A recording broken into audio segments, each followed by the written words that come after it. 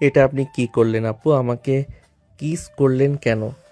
আপনি কি ভুলে গেছেন আপনি আমার ভাইয়ের হবু বউ? আমি মোটেও ভুলে যাইনি ঈশান যে আমি তোমার ভাইয়ের হবু বউ। কিন্তু আমি তো তোমার ভাইকে বিয়েই করতে চাই না। তাহলে হবু বউ কিসের?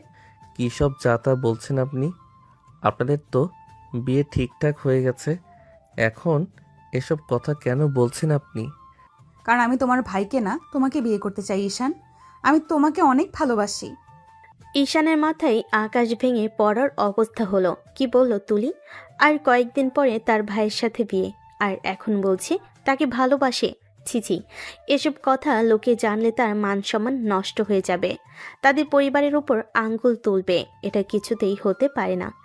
ঈশান তুলিকে বলল, দেখুন আপু, আপনাকে নিয়ে আমার মনে কখনো এই ধরনের চিন্তা আসেনি। আর তাছাড়া আমার ভাই জানলে কী ভাববে বলুন তো? সে হয়তো আমাকে ভুল বুঝবে। কে কি ভাবলো তাতে আমার কিছুই যায় আসে না ঈশান। আমি তোমাকে ভালোবাসি, মানে আমার তোমাকে চাই। এটা কিছুতেই সম্ভব নয়। কেন সম্ভব না? কারণ আপনি আমাকে পছন্দ করলেও আমি তো আপনাকেও সেই নজরে কখনো দেখিনি। আমি তো সবসময় নিজের ভাবি হিসেবেই আপনাকে কল্পনা করেছি। তাতে কি হয়েছে? এতদিন ভাবির নজরে দেখেছো, এখন থেকে বউয়ের নজরে দেখবে। এসব কিছু মাথা থেকে ঝেড়ে ফেলে বিয়ের দিকে মন দিন। আর কয়েকদিন পরে আপনাদের বিয়ে। অবশ্যই বিয়ের দিকে মন দিব, কিন্তু সেই বিয়েটা তোমার সাথে হবে আমার। আপনার মাথা সত্যি খারাপ হয়ে গেছে। আপনি থাকুন, আমি গেলাম। ঈশান চলে যেতে নিলেই তুলি তার হাত ধরে টান দিয়ে আবার তার ঠোঁটে ঠোঁট মিলিয়ে দিল। ঈশান ছটফট করে উঠল, কিন্তু তুলি সেদিকে পাত্তা দিল না। আরও নিজের কাছে টেনে নিয়ে এসে জড়িয়ে ধরল, ঠোঁটে গভীরভাবে কিস করতে লাগলো। ঈশান ছাড়তে চাইল, তার ঠোঁট কামড়ে ধরল তুলি। ঈশান ব্যথায় কুকিয়ে উঠল। বেশ কিছুক্ষণ কিস করার পর তুলি ছাড়ল ঈশানকে। ঈশান এখনও হতভম্ব হয়ে তাকিয়ে আছে তুলির দিকে। তুলি ঠোঁটের কোণে একটা মুচকি হাসি দিয়ে বলল, বিয়ে তো আমি তোমাকেই করব, পরিবারের সবাইকে কিভাবে ম্যানেজ করবে করো। কি বলতে চাচ্ছেন আপনি? আমি বিয়ে ভেঙে দিয়ে আপনাকে বিয়ে করব? তুমি কি করবে সেটা তুমিই ভালো জানো ঈশান। আমি শুধু আমার কথা জানিয়ে দিলাম তোমাকে, বাকি যা করার সেটা তোমাকেই করতে হবে। এবার তো আপনাকে আমি সত্যি পাগল বলে মনে হচ্ছে। ভালোবাসেন আপনি আমাকে, আর আমাকে বিয়ে ভাঙতে বলছেন? আমি কেন বিয়ে ভাঙতে যাব? আমি তো আপনাকে ভালোবাসি না। তুমি বিয়েটা ভাঙবে কারণ আমি চেয়েছি। আপনার চাওয়াতে কি যায় আসে? যেখানে বিয়ে আমার, সেখানে আমার নিজেরই মত নেই। আপনার কথাকে আমি বিয়ে ভাঙতে পারবো না। তুমি যদি বিয়ে না ভাঙো তাহলে এটা সবাইকে দেখিয়ে দেব। কি এটা? এতক্ষণ আমাদের মধ্যে যা যা হলো সব কিছু এখানে ভিডিও করা আছে। সবাইকে আমি বলে দিব তুমি আমাকে জোর করে কিস করেছো। ঈশান এবার হতভম্ব বাকরুদ্ধ হয়ে গেল। তুলি যে তাকে এইভাবে ব্ল্যাকমেল করবে সে ভাবতে পারেনি। এই ভিডিও যদি ঈশানের পরিবারের সবাই দেখে তাহলে যে সবাই তাকেই ভুল বুঝবে, কারণ একটা মেয়ে কখনো আগে একটা ছেলের কাছে যায় না। ঈশান ভীষণ চিন্তায় পড়ে গেল, কি করে এই ঝামেলা থেকে মুক্তি পাবে। ঈশানকে ভাবতে দেখে তুলি বলল, এত ভাবাভাবির দরকার নেই। তোমার সাথে আমার বিয়েটা হচ্ছে, এটাই ফাইনাল। পরিবারকে ম্যানেজ করার দায়িত্ব তোমার। এখন আমি আসি। এই বলে তুলি রেস্টুরেন্টের বাইরে চলে গেল। ঈশান বসে গভীর চিন্তায় ডুবে গেল। তুলি যে এত বড় ডেঞ্জারাস সে কখনো ভাবেনি। তুলি চলে যাওয়ার পরও ঈশান অনেকক্ষণ রেস্টুরেন্টের টেবিলে বসে রইল নিঃশব্দে। মাথার ভেতর সব কিছু ওলটপালট হয়ে যাচ্ছে। চোখের সামনে একটা পর একটা ছবি ভেসে উঠছে। তুলি সেই কিস, তার কথা, আর সেই ভয়ঙ্কর ব্ল্যাকমেল। নিজের ঠোঁটে এখনও তুলির ঠোঁটে ছোঁয়া যেন লেগে আছে। বুকের ভেতর অদ্ভুত একটা ভয়ের সঙ্গে রাগ মিশে ঘুরছে। এই মেয়েটা কি আসলেই এমন ছিল, নাকি সে অন্য কারোর ফাঁদে পড়েছে? কিছুই বুঝতে পারছে না ঈশান। হঠাৎ মনে হলো, যা হবার হোক, বাবার সঙ্গে কথা বলতেই হবে। এই ব্যাপারটা যত তাড়াতাড়ি থামানো যায় ততই ভালো। ঈশানদের বাড়ি রাত 9টা। বাড়ির সবাই ডাইনিং টেবিলে বসে রাতের খাবার খাচ্ছে। ঈশান হঠাৎ দরজা ঠেলে ঢুকে পড়ল, মুখ গম্ভীর, চোখে ভয় আর রাগের মিশেল। কি রে ঈশান, এই মুখ কালো করে দাঁড়িয়েছিস কেন? বাবা, একটা কথা ছিল বলার, একটু জরুরি। সবাই থেমে গেল। ভাই রায়ান চামচ নামিয়ে তাকালো ওর দিকে। আবার কি ঝামেলায় পড়ছিস? তোর মুখটা কেমন দেখাচ্ছে রে? বাবা, তুমি কি তুলি আপুর সঙ্গে ভাইয়ার বিয়েটা ভেঙে দিতে পারবে? মুহূর্তে ডাইনিং রুম নিস্তব্ধ। মায়ের হাতের গ্লাস থেমে গেল মাঝপথে। কি বললি তুই? তুলি আর রায়ানের বিয়ে ভেঙে দিতে? কেন রে, এমন কথা বলছিস কেন? কারণ আমি তুলিকে বিয়ে করতে চাই বাবা। কি বললি তুই ঈশান? তুই কি পাগল হয়ে গেছিস? যে মেয়ের সঙ্গে তোর ভাইয়ের বিয়ে ঠিক হয়েছে তাকে তুই বিয়ে করতে চাস? তুই কি লজ্জা সম্মান সব ভুলে গেছিস ঈশান? আমার হবু বউকে তুই নিজের বউ বানাতে চাস? ছি। ভাইয়া, আমি জানি তুমি রাগ করবে, কিন্তু আমি চুপ থাকতে পারিনি। আমি সত্যি তুলিকে ভালোবাসি। ভালোবাসিস? এই ভালোবাসার নাম পাগলামি। আমি তোকে ভাই বলি, আর তুই আমার পেছনে এমন কাজ করছিস? ঈশান, এসব কি বলছিস তুই? তুই জানিস এই বিয়ে নিয়ে কত কষ্ট করেছি, কত কথা শুনেছি সমাজের লোকদের কাছে। এখন আবার তুই বলছিস বিয়ে ভেঙে দিতে? আমি জানি বাবা, তোমরা রাগ করছো, কিন্তু আমি এখন এই বিয়েটা হতে দিতে পারবো না। তুলি আপুকে আমি ভালোবাসি, সেও আমাকে ভালোবাসে। মুখ বন্ধ কর ঈশান, আর একটা কথা বলবি না। তুই যা বলছিস তা যদি বাইরে কেউ শোনে, আমাদের মুখ থাকবে না সমাজে। তুই জানিস তো তুই কে? ও এখন আমার হবু বউ, আর তুই তুই আমার ভাই। ছি ঈশান, আমি ভাবতেই পারিনি তুই এমন নিচে নামবি। ভাইয়া, আমি নিচে নামিনি, আমি শুধু সত্যিটা বলেছি। আমি কাউকে ঠকাতে চাই না। যদি তুলি তোমাকে ভালোবাসতো আমি পিছু হটতাম, কিন্তু সে... থাম, তুই কি বলেছে সেটা আমি শুনতে চাই না। তুই এখনই ওসব বাবা বন্ধ করবি। এই মুহূর্তে যা, ঘর থেকে বের হয়ে যা আমার সামনে থেকে। একদম চুপ করো সবাই। ঈশান, তুই বুঝছিস তুই কি বলছিস? তুই নিজের ভাইয়ের বিয়ে ভাঙতে চাইছিস? এটা পাপ, এটা লজ্জার। বাবা, তুমি যদি না ভাঙো তবু বিয়েটা হবে না। আমি নিজে কিছু একটা করব, কিন্তু এই বিয়েটা হতে দেব না। এই বলে ঈশান রুমে গেল। সবাই স্তব্ধ হয়ে তার দিকে তাকিয়ে রইল। মায়ের চোখে জল, ভাইয়ের চোখে রাগ, আর বাবার মুখে হতাশার চাপ। রায়ন টেবিলে হাত মেরে বলল, আমি ওকে ছেড়ে কথা বলবো না। আমার নিজের ভাই আমার বউকে নিতে চায়। আজ আমি এ ব্যাপারটা শেষ করেই ছাড়বো। ঘরের ভেতর তখন শুধু টান টান নীরবতা। কেউ কিছু বলছে না, কেউ কিছু বুঝছে না। সবাই একসাথে বুঝতে পারল না এই এক রাতে তাদের সংসারে কত বড় ঝড় বয়ে গেছে। অন্যদিকে ঈশান তার ঘরে দরজা বন্ধ করে বসে আছে। একদিকে পরিবারের রাগ, অন্যদিকে তুলির ব্ল্যাকমেলের ভয়। সে বুঝে গেছে এখন সে এমন এক ফাঁদে পড়েছে যেখান থেকে বেরোনো সহজ হবে না। সেদিন রাতে পুরো বাড়িটা যেন নিস্তব্ধ হয়ে গিয়েছিল। কারো মুখে কোনো কথা নেই, বাতাসে এক অদ্ভুত ভারী নিস্তব্ধতা ঝুলে আছে। রান নিজের ঘরে দরজা বন্ধ করে বসে আছে রাগে। মা কাঁদছে চুপি চুপি, আর বাবা বসে আছেন বারান্দায়, নিঃশব্দে বিড়ি টানছেন একটার পর একটা। কিন্তু এইসবের মাঝেই একটা ঘরে, ঈশানের ঘরে, চলছে সবচেয়ে বড় যুদ্ধটা। ঈশান বসে আছে বিছানার কোণে, সামনে টেবিলে রাখা ফোনটার দিকে এক দৃষ্টিতে তাকিয়ে আছে। সে ফোনে আছে তুলি পাঠানো সেই ভিডিও। মনে পড়ছে তার কাপা ঠোঁট, তুলির হুমকি, আর সেই অসহায় মুহূর্তটা।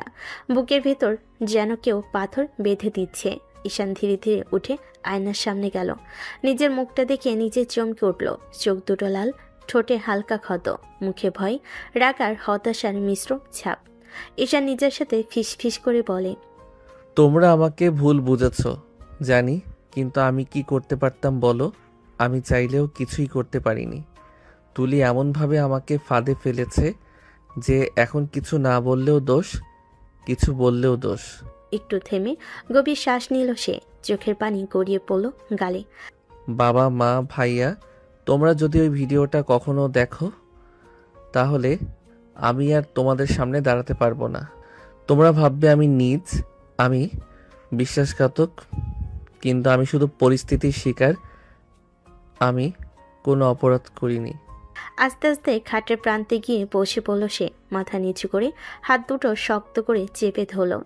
আমাকে যদি এখন কেউ জিজ্ঞেস করে আমি সবচেয়ে ভয় কাকে পাই, আমি বলবো আমার নিজের পরিবারকে। কারণ তোমরা যদি আমার চোখের ভেতরটা না দেখে শুধু বাইরে যা দেখো তা বিশ্বাস করো, তাহলে আমি সারা জীবন মাথা তুলে দাঁড়াতে পারবো না। একটু থেমে আবার বলল, তোমরা বরং আমাকে একটু ভুল বুঝে নাও, তাতে আমার কষ্ট হবে, কিন্তু তোমাদের চোখে আমি অপমানিত হব না। আমি সেই অপমানের ভার নিতে পারবো না বাবা। তোমরা শুধু আমাকে ক্ষমা করে দিও, আর কিছু চাচ্ছি না। এই বলে ঈশান বালিশের পাশে মুখ গুজে কেঁদে ফেলল নিঃশব্দে। চোখের জল ভিজিয়ে দিল চাদরটা।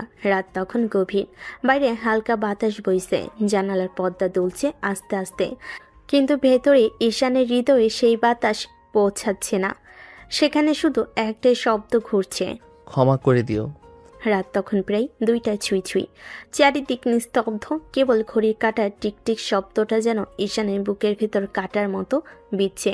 চোখে ঘুম নেই, মনে কেবল আতঙ্ক আর অপরাধ বোধ। ঈশান এখনও বিছানায় বসে নিজের কথা ভাবছে, কিভাবে সে এক নিমিষেই পরিবারের চোখে অপরাধী হয়ে গেল। হঠাৎ করে তার ফোনে টুং করে একটা মেসেজের শব্দ ভেসে এলো। ঈশানের বুক ধকধক করে উঠল, ফোনটা কাঁপছে। হাত কাঁপতে কাঁপতে স্ক্রিনটা অন করতে চোখ বড় হয়ে গেল তার। স্ক্রিনে দেখা গেল তুলি আপুর নাম, আর সঙ্গে একটা পর একটা ছবি, কয়েক সেকেন্ডের ভিডিও ক্লিপ, ঠিক সেই মুহূর্তগুলোর যেগুলো সে চায় পৃথিবী কেউ কখনো না দেখুক। ঠোঁট কাঁপছে তার, নিঃশ্বাস ভারী হয়ে আসছে।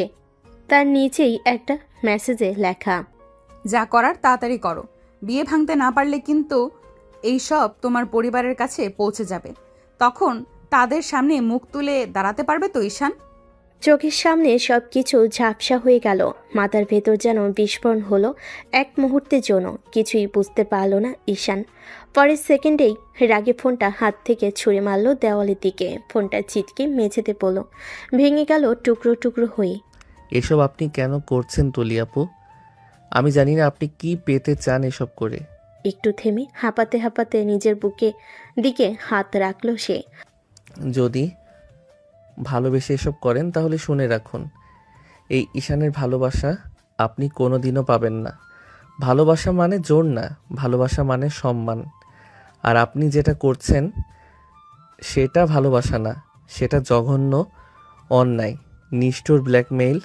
চোখের কোণে রাগ আর অপমানের অশ্রু গড়িয়ে পড়ল। সে দেওয়ালে খুশি মারল জোরে।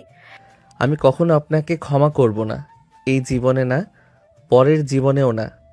আপনি আমাকে ভাঙতে পারবেন না। আপনি হয়তো আমার পরিবারকে আমার বিরুদ্ধে দিতে পারবেন, কিন্তু আমার আত্মাকে কখনো জয় করতে পারবেন না। এই বলে ঈশান চুপচাপ বিছানায় বসে পড়ল।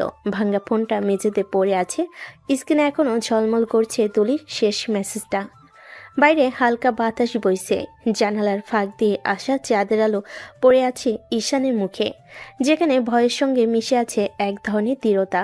ঈশান জানে আগামী দিনগুলো হয়তো খুব কঠিন হবে, কিন্তু সে আর পালাবে না। এবার সে লড়বে নিজের সম্মান, নিজের সত্যের জন্য।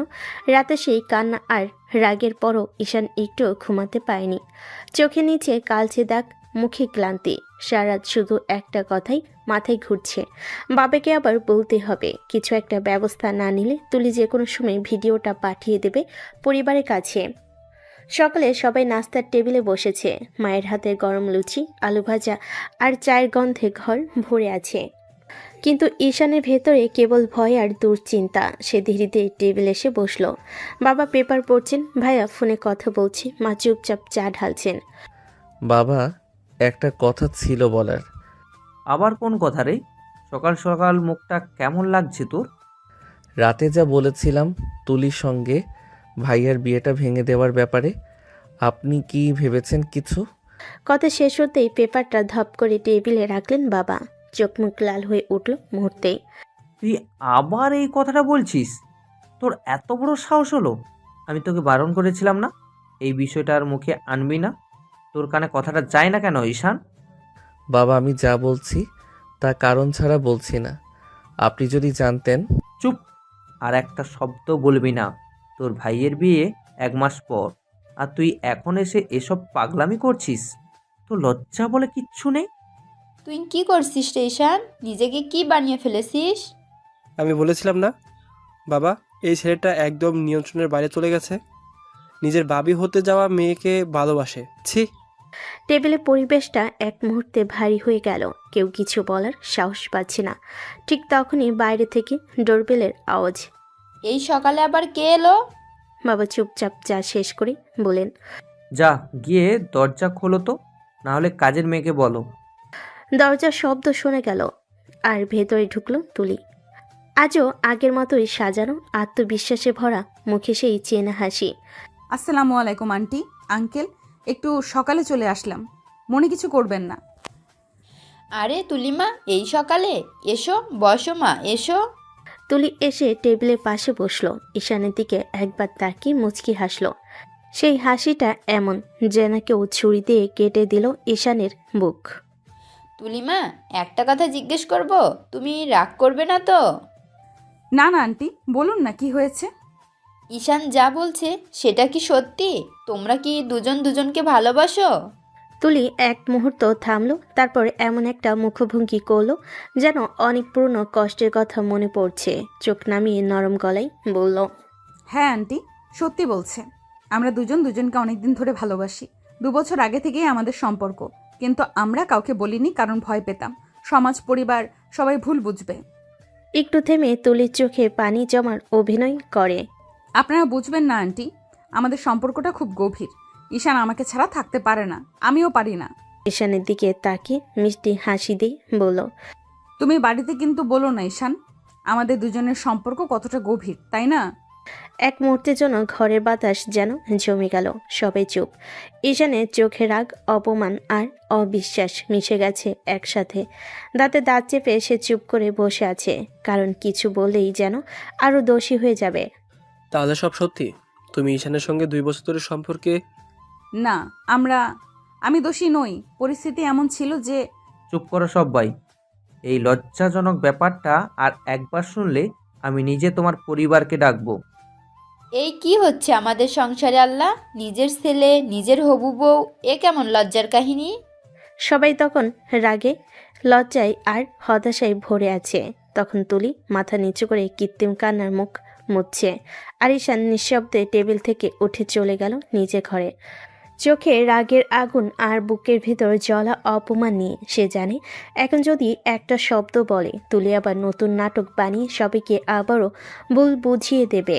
তার চোখে এখন শুধু একটাই শপথ, এই মিথ্যা সম্পর্কের পর্দা সে নিজেই খুলে ফেলবে, সত্যিটা প্রমাণ করেই ছাড়বে। আন্টি প্লিজ, এই বিয়েটা ভেঙে দিন। রায়ান ভাইয়ের সাথে আমার বিয়ে দিবেন না। আমি ঈশানকে ছাড়া বাঁচতে পারবো না। ওকে না পেলে আমি মরে যাব, নিজের জীবন শেষ করে ফেলবো। প্লিজ, আপনারা আমার কথা বিশ্বাস করুন। তার কথা শুনে ঈশানের মা ভয়ে থমকে গেলেন, কণ্ঠটা কাঁপতে লাগলো। আল্লাহ না করুক মা, এমন কথা মুখে নিও না। আমরা ভাবছি কি করা যায়। বাবা সাহেবও গম্ভীর মুখে বলল। আচ্ছা, আমরা একটু ভেবে দেখি। ঈশানের মুখ ফ্যাকাশে হয়ে গেল, রাগে বুক কাঁপছে তার। মায়ের চোখের দিকে তাকিয়ে বলল, মা, তোমরা যা করার করো। কেউ উত্তর দিল না, শুধু ভারী নীরবতা। রায়ন চেয়ারের পেছনে হাত রেখে দাঁড়িয়ে রইল কিছুক্ষণ, তারপর রাগে চেয়ারটা ঠেলে বেরিয়ে গেল ঘর থেকে। দরজাটা ধাক্কা দিয়ে বন্ধ হয়ে গেল। ঈশানের চোখে ততক্ষণে জল টলমল করছে। মাথা নিচু করে দাঁড়িয়ে রইল সে, মনে মনে শুধু একটা কথাই বারবার বাজতে লাগলো। আমি জানতাম ও এমন কিছুই করবে, কিন্তু ভাবিনি ও এতটা নিচে নামতে পারে। ঘরে তখন শুধু তুলির মুখে মিষ্টি এক হাসি, একটা জয়ের হাসি, আর ঈশানের ভেতরে জমে থাকা এক অদৃশ্য ঝড়। বিকেল গড়িয়ে সন্ধ্যা। ড্রয়িং রুমের বাতাস ভারী হয়ে আছে অদ্ভুত নীরবতায়। ঈশানের বাবা এদিক ওদিক পায়চারি করছেন, মুখে চিন্তার ছাপ, চোখে দ্বিধার রাগের মিশ্রণ। শেষ পর্যন্ত তিনি মোবাইল হাতে তুলে নিয়ে এক নম্বরে ফোন দিলেন। হ্যালো, আসসালামু আলাইকুম ভাই সাহেব, একটু সময় পাবেন? ওয়ালাইকুম আসসালাম। বলুন ভাই, কি হয়েছে? একটা গুরুত্বপূর্ণ কথা আছে। আপনি আজই যদি আসেন আমাদের বাসায়, খুব উপকার হয় আর কি। তুলি বাবা অবাক হলেও রাজি হয়ে গেলেন। আধা ঘন্টার মধ্যেই তিনি এসে হাজির, মুখে হাসি কিন্তু চোখে কৌতূহল। চেয়ার এগিয়ে দিয়ে বলেন, বসুন ভাই, কিছু কথা আছে। তুলির বাবা হাসতে হাসতে বলেন, বলুন ভাই, এমন কি জরুরি কথা যে এত তাড়াতাড়ি ডাকলেন? ঈশানের বাবা এক নিঃশ্বাসে বলে ফেলেন, ভাই, আমি ভাবছিলাম বিয়েটা রায়ানের সাথে না দিয়ে ঈশানের সাথে দেওয়া ভালো হবে। তুলির বাবা হতভম্ব হয়ে গেলেন। চেয়ার থেকে প্রায় উঠে পড়লেন। কি বলছেন ভাই সাহেব? আপনি কি মজা করছেন? না ভাই, একদম সিরিয়াস বলছি। তুলি আর ঈশান একে অন্যকে ভালোবাসে অনেক দিন ধরেই। আজকেই জানলাম ব্যাপারটা।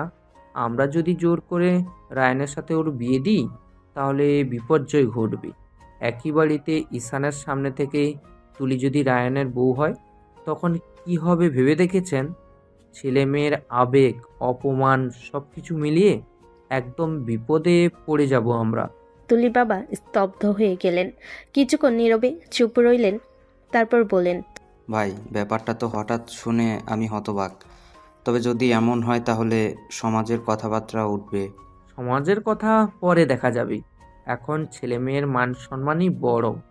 ঈশান তো ভালো চাকরি করে, ভালো ছেলে, আপনার মেয়ের কষ্ট হবে না।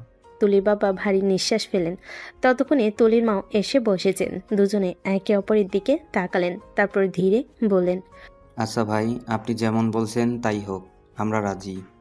সবাইকে চমকে দিয়ে দ্রুত ব্যবস্থা নেওয়া হলো। কোনো ধুমধাম সাজসজ্জা আয়োজন কিছুই না, কেবল কাজী ডেকে এনে ঘরেই চুপচাপ তুলি আর ঈশানে বিয়ে হয়ে গেল। কাজী সাহেব কাগজে স্বাক্ষর নিয়ে চলে গেলেন। সবার মুখে হাসি, কিন্তু ঈশানের মুখে একটা গভীর শূন্যতা। চোখে রাগ, অপমান আর কষ্টে মিশ্র আগুন জ্বলছে। নিজের ঘরে ফিরে দরজা বন্ধ করে দিল ঈশান। আয়নার সামনে দাঁড়িয়ে নিজেকে দেখল। চোখে জল এসে গেল, কিন্তু সেটা গড়িয়ে পড়ার আগেই মুছে ফেল ও। মনে মনে বলল, আমাকে তুমি জোর করে বেঁধে রাখলে তুলি, কিন্তু ভালোবাসা জোরে হয় না। তুমি জিতেছ হয়তো, কিন্তু তোমার এই জয়ে আমি হেরে গেলাম না, তুমি নিজেই হারলে। দরজার বাইরে তখন আদরের গন্ধ ভাসছে। নতুন কোণে হাসির ঘর ভরিয়ে তুলেছে। আর ঘরের ভেতর এক ছেলের বুক ফেটে যাচ্ছে নীরবে, কাউকে কিছু না বলেই। রাত তখন গভীর, চারপাশ নিস্তব্ধ, শুধু ঘড়ির কাঁটা আর দূরের কুকুরের ডাক শোনা যাচ্ছে। ঘরের ভেতর মিলান আলোয় ঈশান বসে আছে বিছানার ধারে, মুখটা পাথরের মতো গম্ভীর, চোখের নিচে ক্লান্তি, কপালের অস্থিরতার রেখা। আজ তার নিজের জীবনের নিয়ন্ত্রণ যেন অন্য কারোর হাতে চলে গেছে। হঠাৎ দরজায় হালকা টোকা পড়ল। ঈশান, দরজাটা খোলো, আমি তুলি। ঈশান চোখ তুলে তাকালো, কোনো উত্তর দিল না। আবারও টোকা। ঈশান দাঁতে দাঁত চেপে দরজার দিকে এগিয়ে গেল, তারপর ঠাস করে দরজাটা খুলে দাঁড়িয়ে রইল, চোখে লালচে রাগের আগুন। এবার খুশি হয়েছেন তো আপনি? যা চেয়েছিলেন তাই তো পেলেন। আমাকে সবার সামনে ছোট করে ব্ল্যাকমেইল করে আপনি জিতে গেলেন, তাই না? তুলি চুপচাপ দাঁড়িয়ে আছে। আজ তার মুখে কোনো মেকআপ নেই, চোখের নিচে ক্লান্তির ছাপ, তবুও ঠোঁটের কোণে মৃদু এক ভয়ের কম্পন। ঈশান, তুমি আমাকে ভুল বুঝছো। আমি তোমাকে ভালোবাসি। আমি শুধু চেয়েছিলাম তুমি আমার হও। আমি ভয় পেয়েছিলাম তোমাকে হারাবো বলে, তাই। ঈশান কটমট করে তাকালো, কথার মাঝেই কেটে দিল ওকে। একদম নাটক করবেন না।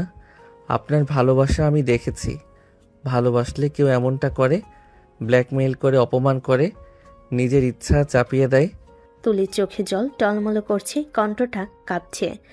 আমি সত্যিই তোমাকে ছাড়া বাঁচতে পারবো না ঈশান। তুমি বুঝতে পারছো না আমার কষ্টটা। আমি যা করেছি সেটা তোমাকে কাছে পাওয়ার জন্যই। ঈশান হেসে উঠল, তিক্ত এক হাসি। কাছে পাওয়ার জন্য? না তুলি, এটা ভালোবাসা না, এটা একরকম জেদ, অসুস্থ অধিকার বোধ। আপনি ভালোবাসেন না আমাকে, ভালোবাসো শুধু নিজের ইচ্ছাকে। আপনার এই ভালোবাসা আমাকে জ্বালিয়ে পুড়িয়ে মারছে। তুলি চোখ মুছে ঈশানের দিকে একবার এগিয়ে গেল। ঈশান প্লিজ, আমি তোমাকে কষ্ট দিতে চাইনি, শুধু চেয়েছিলাম তুমি আমার হও। আমি তোমাকে হারাতে পারি না। ঈশান এবার পেছন ফিরল, কণ্ঠ নিচু কিন্তু গম্ভীর। হারানো জেতার খেলা নয় এটা তুলি, এটা একটা সম্পর্ক যেখানে বিশ্বাস থাকে, সম্মান থাকে। আপনি দুটোই ভেঙে দিয়েছেন। এখন আপনি আপনার স্বামী, এখন আমি আপনার স্বামী, হ্যাঁ কাগজে কলমে, কিন্তু হৃদয়ে না। আমি আপনাকে কোনোদিনও স্বীকার করতে পারবো না। তুমি ঘৃণা করো আমাকে, তাই না? ঈশান ধীরে ফিরে তাকালো, চোখে অদ্ভুত শূন্যতা। না, ঘৃণাও না, কারণ ঘৃণার জন্যেও কিছু অনুভব থাকতে হয়। আপনি আমার ভেতরের সেই অনুভূতিগুলো মেরে ফেলেছেন। এখন শুধু নীরবতা আছে আর অপমান। ঈশান, একটা সুযোগ দাও প্লিজ, আমি সব ঠিক করে নিব। ঈশান দরজার দিকে এগিয়ে গিয়ে বলল, এখন যান আপনি, আমি নিজের রাগ সামলাতে পারছি না। ভালো হবে আপনি ঘুমিয়ে পড়ুন। আমি চাই না আজ কোনো কথা আমার মুখ থেকে বেরিয়ে আপনাকে অপমান করুক। তুলি চুপচাপ দাঁড়িয়ে রইল। কিছুক্ষণ পর ভাঙ্গা কণ্ঠে বলল, আমি সত্যিই তোমাকে ভালোবাসি ঈশান, বিশ্বাস করো। ঈশান আর কিছু বলল না, শুধু দরজাটা আস্তে করে বন্ধ করে দিল।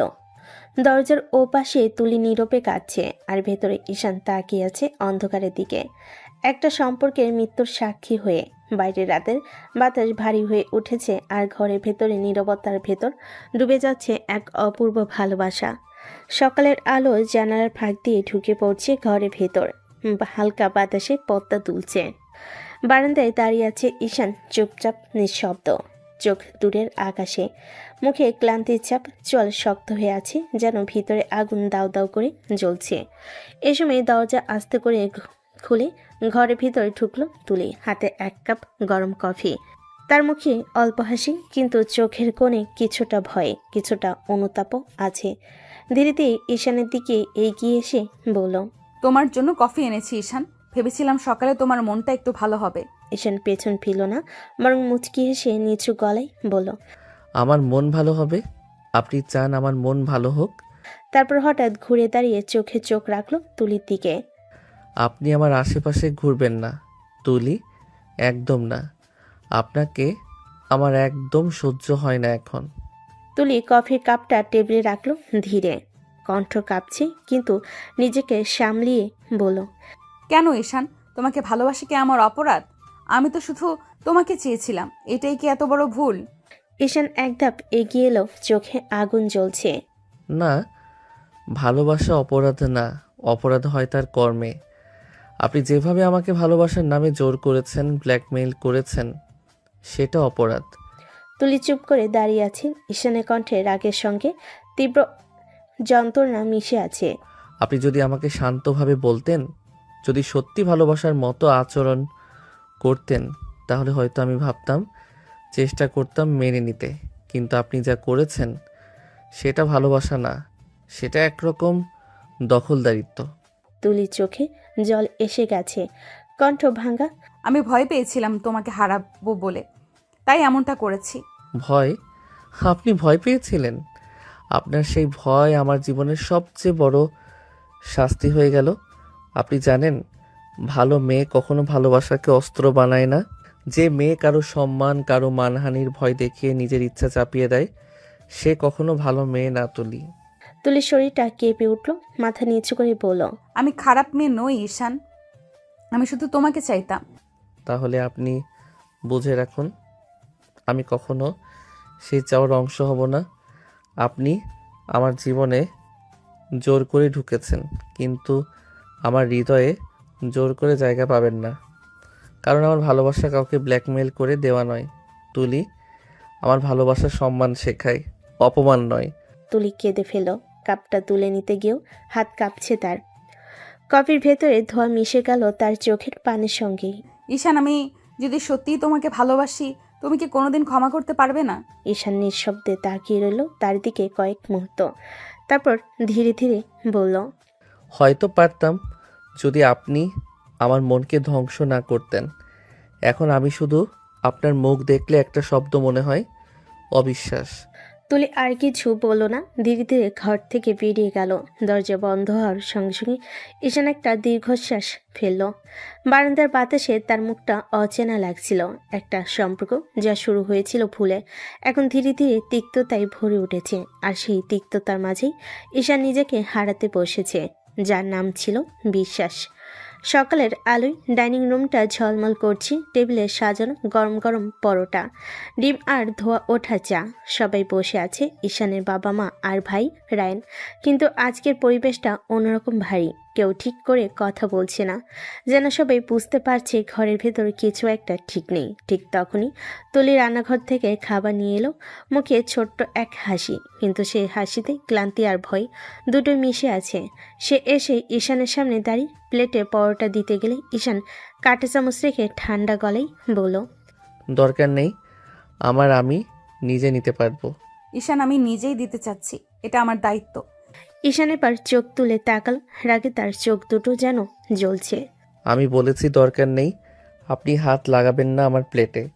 ঘরে হঠাৎ একদম নিস্তব্ধতা নেমে এলো। সবাই অবাক হয়ে তাকিয়ে রইল ঈশানের দিকে।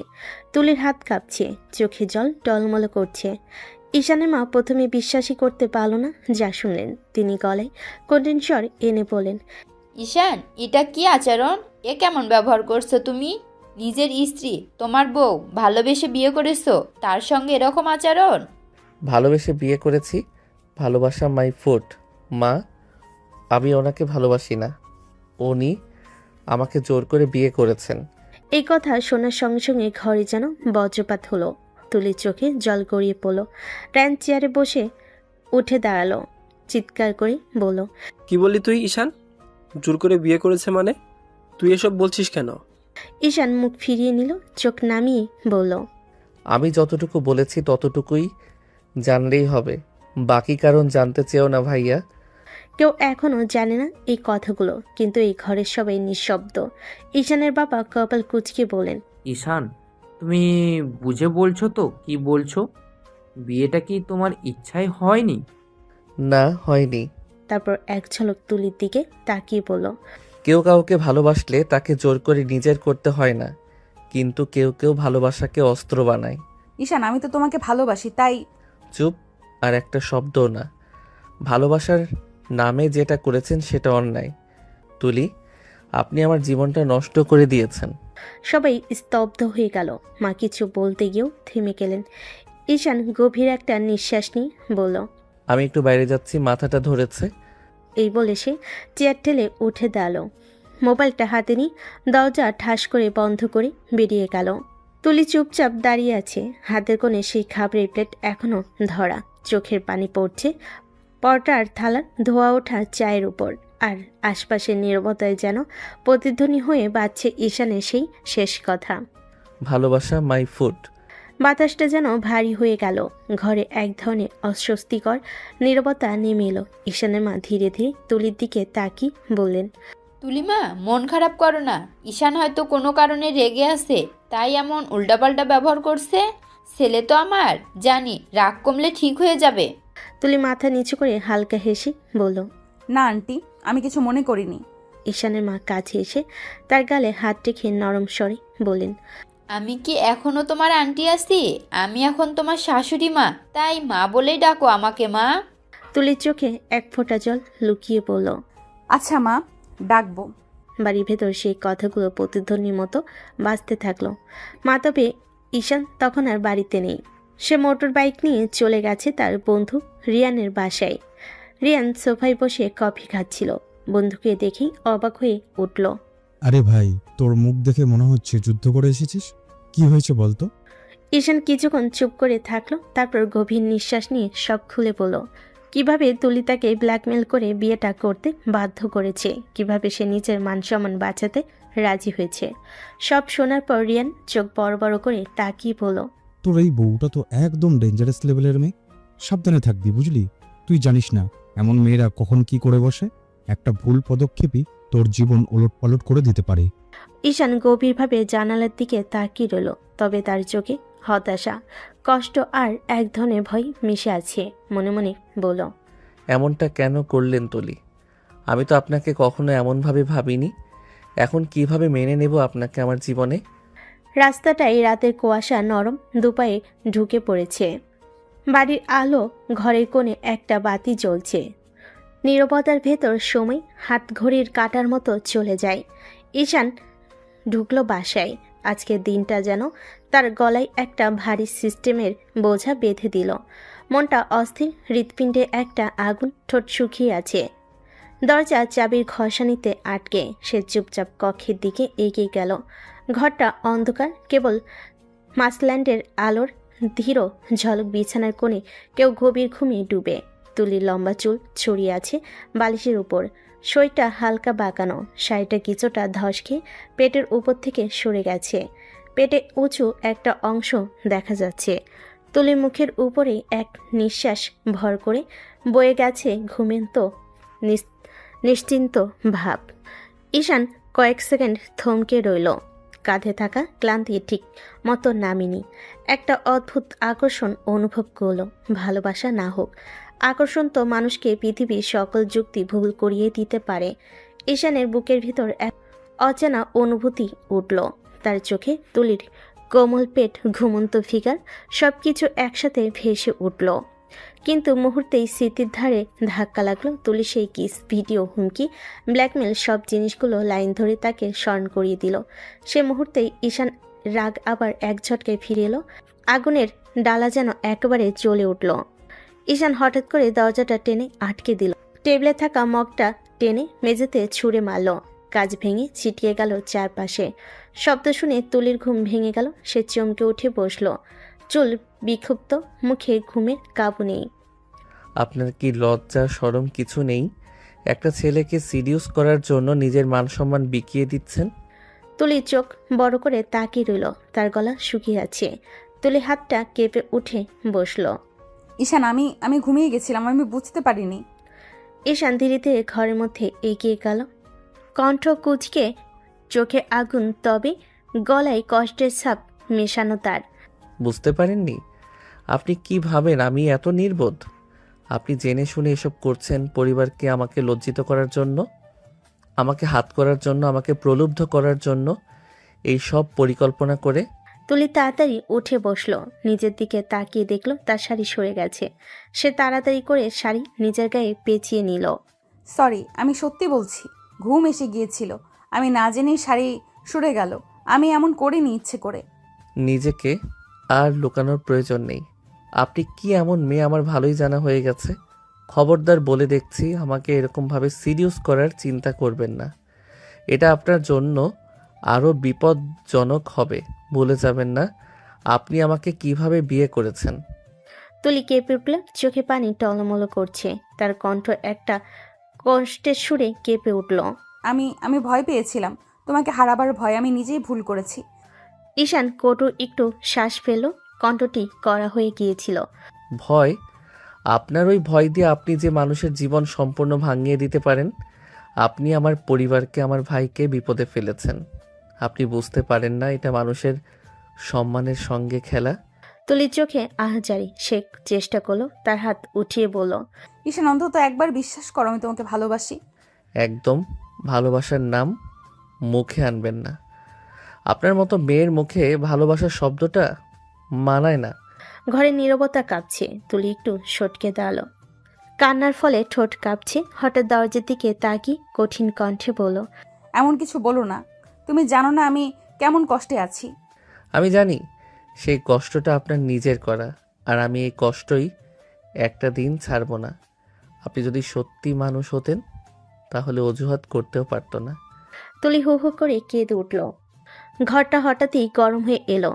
শহরের আওয়াজ দূরে, তাদের দুজনের মধ্যকার বেদনা ঘরের চার দেওয়ালে লেগে রইল। ঈশান বাধ্য হয়ে মন ভাঙ্গা সুরে বলল, আপনি চলে যান এখন। আমিও শান্ত থাকতে চাই।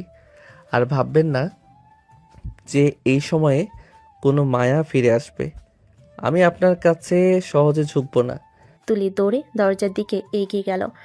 চোখে অজস্র অনুতাপ, কণ্ঠে কষ্টের ছাপ। ঈশান, একবার বলো, কত কষ্ট হলে তুমি বোঝাতে পারবে। ঈশান রেগে গিয়ে দরজা আটকে দিল। তার গলার ভেতর একদম খাখা শব্দ যেন কেটে গেল। সে দরজা বন্ধ করে বিরক্ত কণ্ঠে বলল, আজ রাতেই বাইরে থাকো, আমি ঠান্ডা মাথায় সব ভেবে নেব। তুলি বাইরে দাঁড়িয়ে সে চেয়েছিল আপত্তি জানাতে, কিন্তু কিছুই করার মতো শক্তি নেই। তার চোখের পানিতে রাতের আলো ঝলসে উঠল। সে শুধু ধীরে ধীরে নরম কণ্ঠে বলল, আমি সত্যিই ক্ষমা চাই।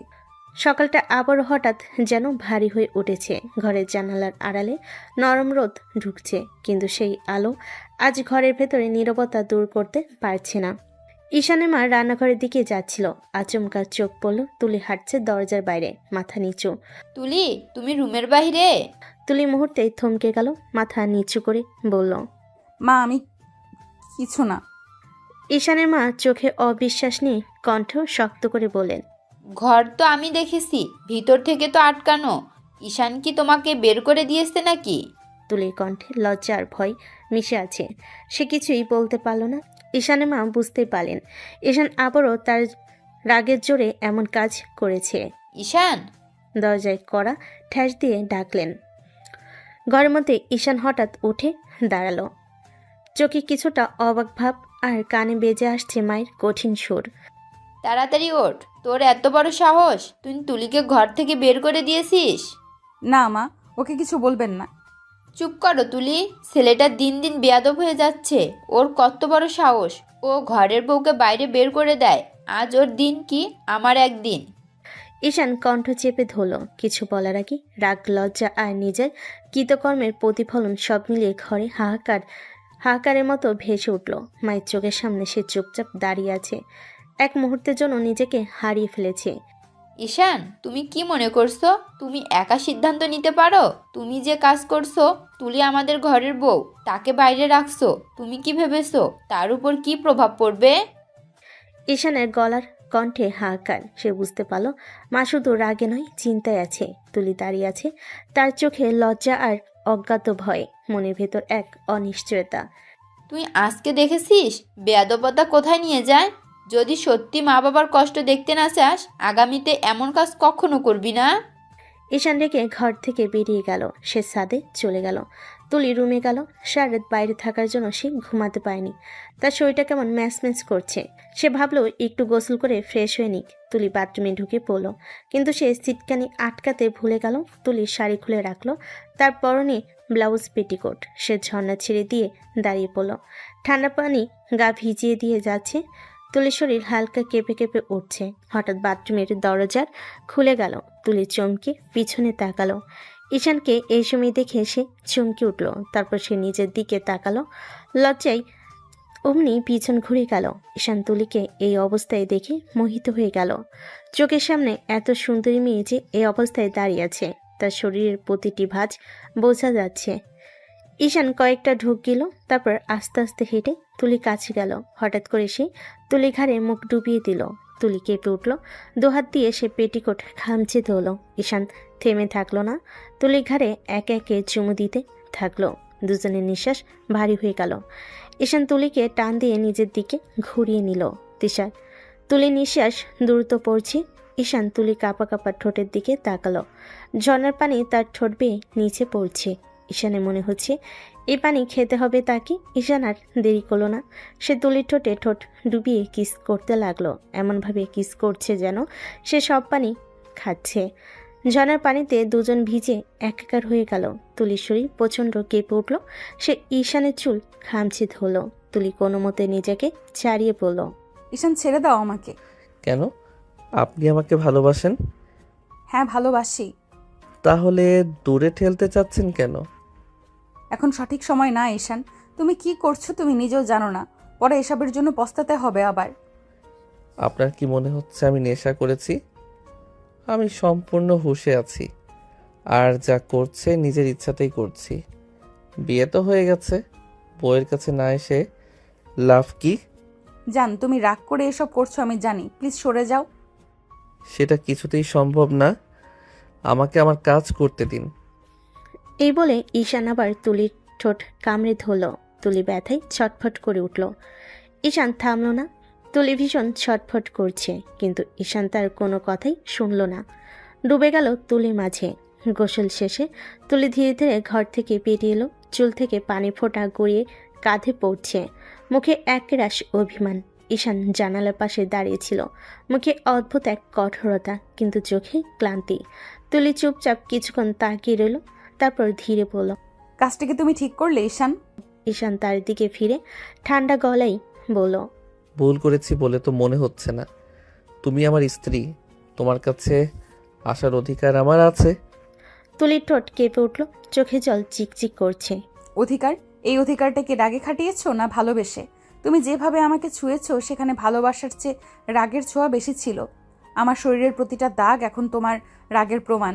ঈশান নিঃশব্দ হয়ে গেল, চুপচাপ তাকিয়ে রইল তুলির দিকে। তার চোখে রাগ আর অপরাধবোধ দুটোই লড়াই করছিল। তুলি এগিয়ে এসে ধীরে বলল, ভালোবাসা এমন হয় না ঈশান। ভালোবাসা কাউকে কাঁদায় না, ভয় পাইয়ে দেয় না। তুমি বলো, এটা ভালোবাসা ছিল নাকি জেদ, অভিমান? হয়তো জেদি ছিল। আমি কাছে আসতে চাইনি, কিন্তু তোমাকে দেখে কন্ট্রোল হারিয়ে ফেলেছিলাম। তাহলে তুমি কি শুধু তোমার শরীরের উত্তেজনা মেটাতে আমার কাছে এসেছো? ঈশান কিছু না বলে ঘর থেকে বেরিয়ে গেল। তুলি সেদিকে তাকিয়ে কয়েক ফোঁটা চোখের পানি ফেলল। সকালটা অনেকটা অচেনা নীরবতায় ভরা ছিল। ঘরের খানিকটা আলোয় কিরণ উঠোন থেকে ঢুকে পড়লে তুলি বালিশে ঠেকি ফোনটা হাতে নিয়ে বসে রইল। চোখের সামান্য ক্লান্তি, কানে মাঝে মাঝে বাজতে থাকছে কলের টিং টিং। সে ভাবছিল হয়তো কিছুদিনের বন্ধুর কোনো খবর, হয়তো মায়ের কোনো আহ্বান।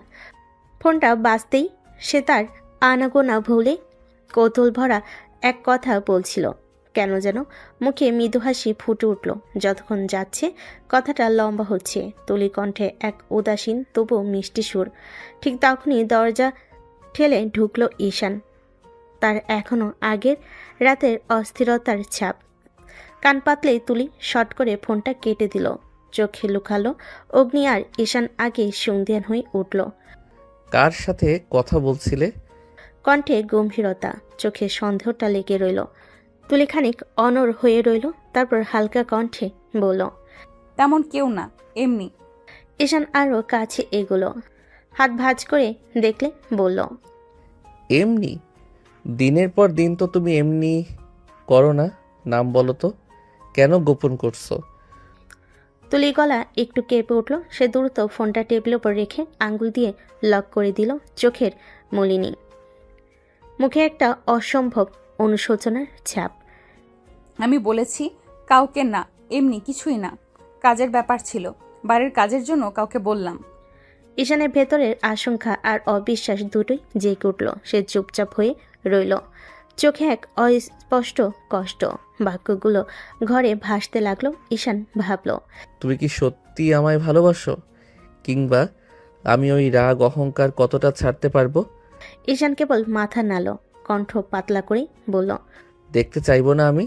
তোমার ফোনে কার নাম আছে? তুলে একটা দীর্ঘ নিঃশ্বাস নিয়ে চেয়ে দেখল। তার গলার মধ্যে অদ্ভুত একটা কণ্ঠ ফুটে উঠল, নরম হলেও দৃঢ়। না ঈশান, আমি কিছুই লুকাই না। তুমি কি এখন আমার উপর সন্দেহ করবে? ঈশান চুপ থাকলো। হৃদয়ে ছিল এক ধোয়া, কিছুটা আঘাত, কিছুটা প্রশান্তি। সে জানত এখন তুলি বললেও হয়তো সে বিশ্বাস করবে না। কিছুই ঠিক হয়ে ওঠেনি তাদের মধ্যে। তবুও সেখানে একটা কাচের মতো ভাঙ্গুর যোগাযোগ রয়ে গিয়েছে, যা একটু আঘাতে ছেড়ে যেতে পারত। কয়েক সেকেন্ড নিস্তব্ধতার পর ঈশান ধীরে ধীরে পা পিছল। রাত তখন অনেক গভীর, চারপাশ নিস্তব্ধ, শুধু মাঝে মাঝে হালকা বাতাসে জানালার পর্দা দুলে উঠছে। চাঁদের আলো এসে তুলির মুখে পড়ছে। সে বিছানায় বসে ফোন কানে ধরে ধীরে ধীরে কথা বলছে, কণ্ঠে চাপা সুর, যেন কারোর সঙ্গে এমন কিছু বলছে যা কেউ শুনে ফেলুক। তা একদমই সে চায় না।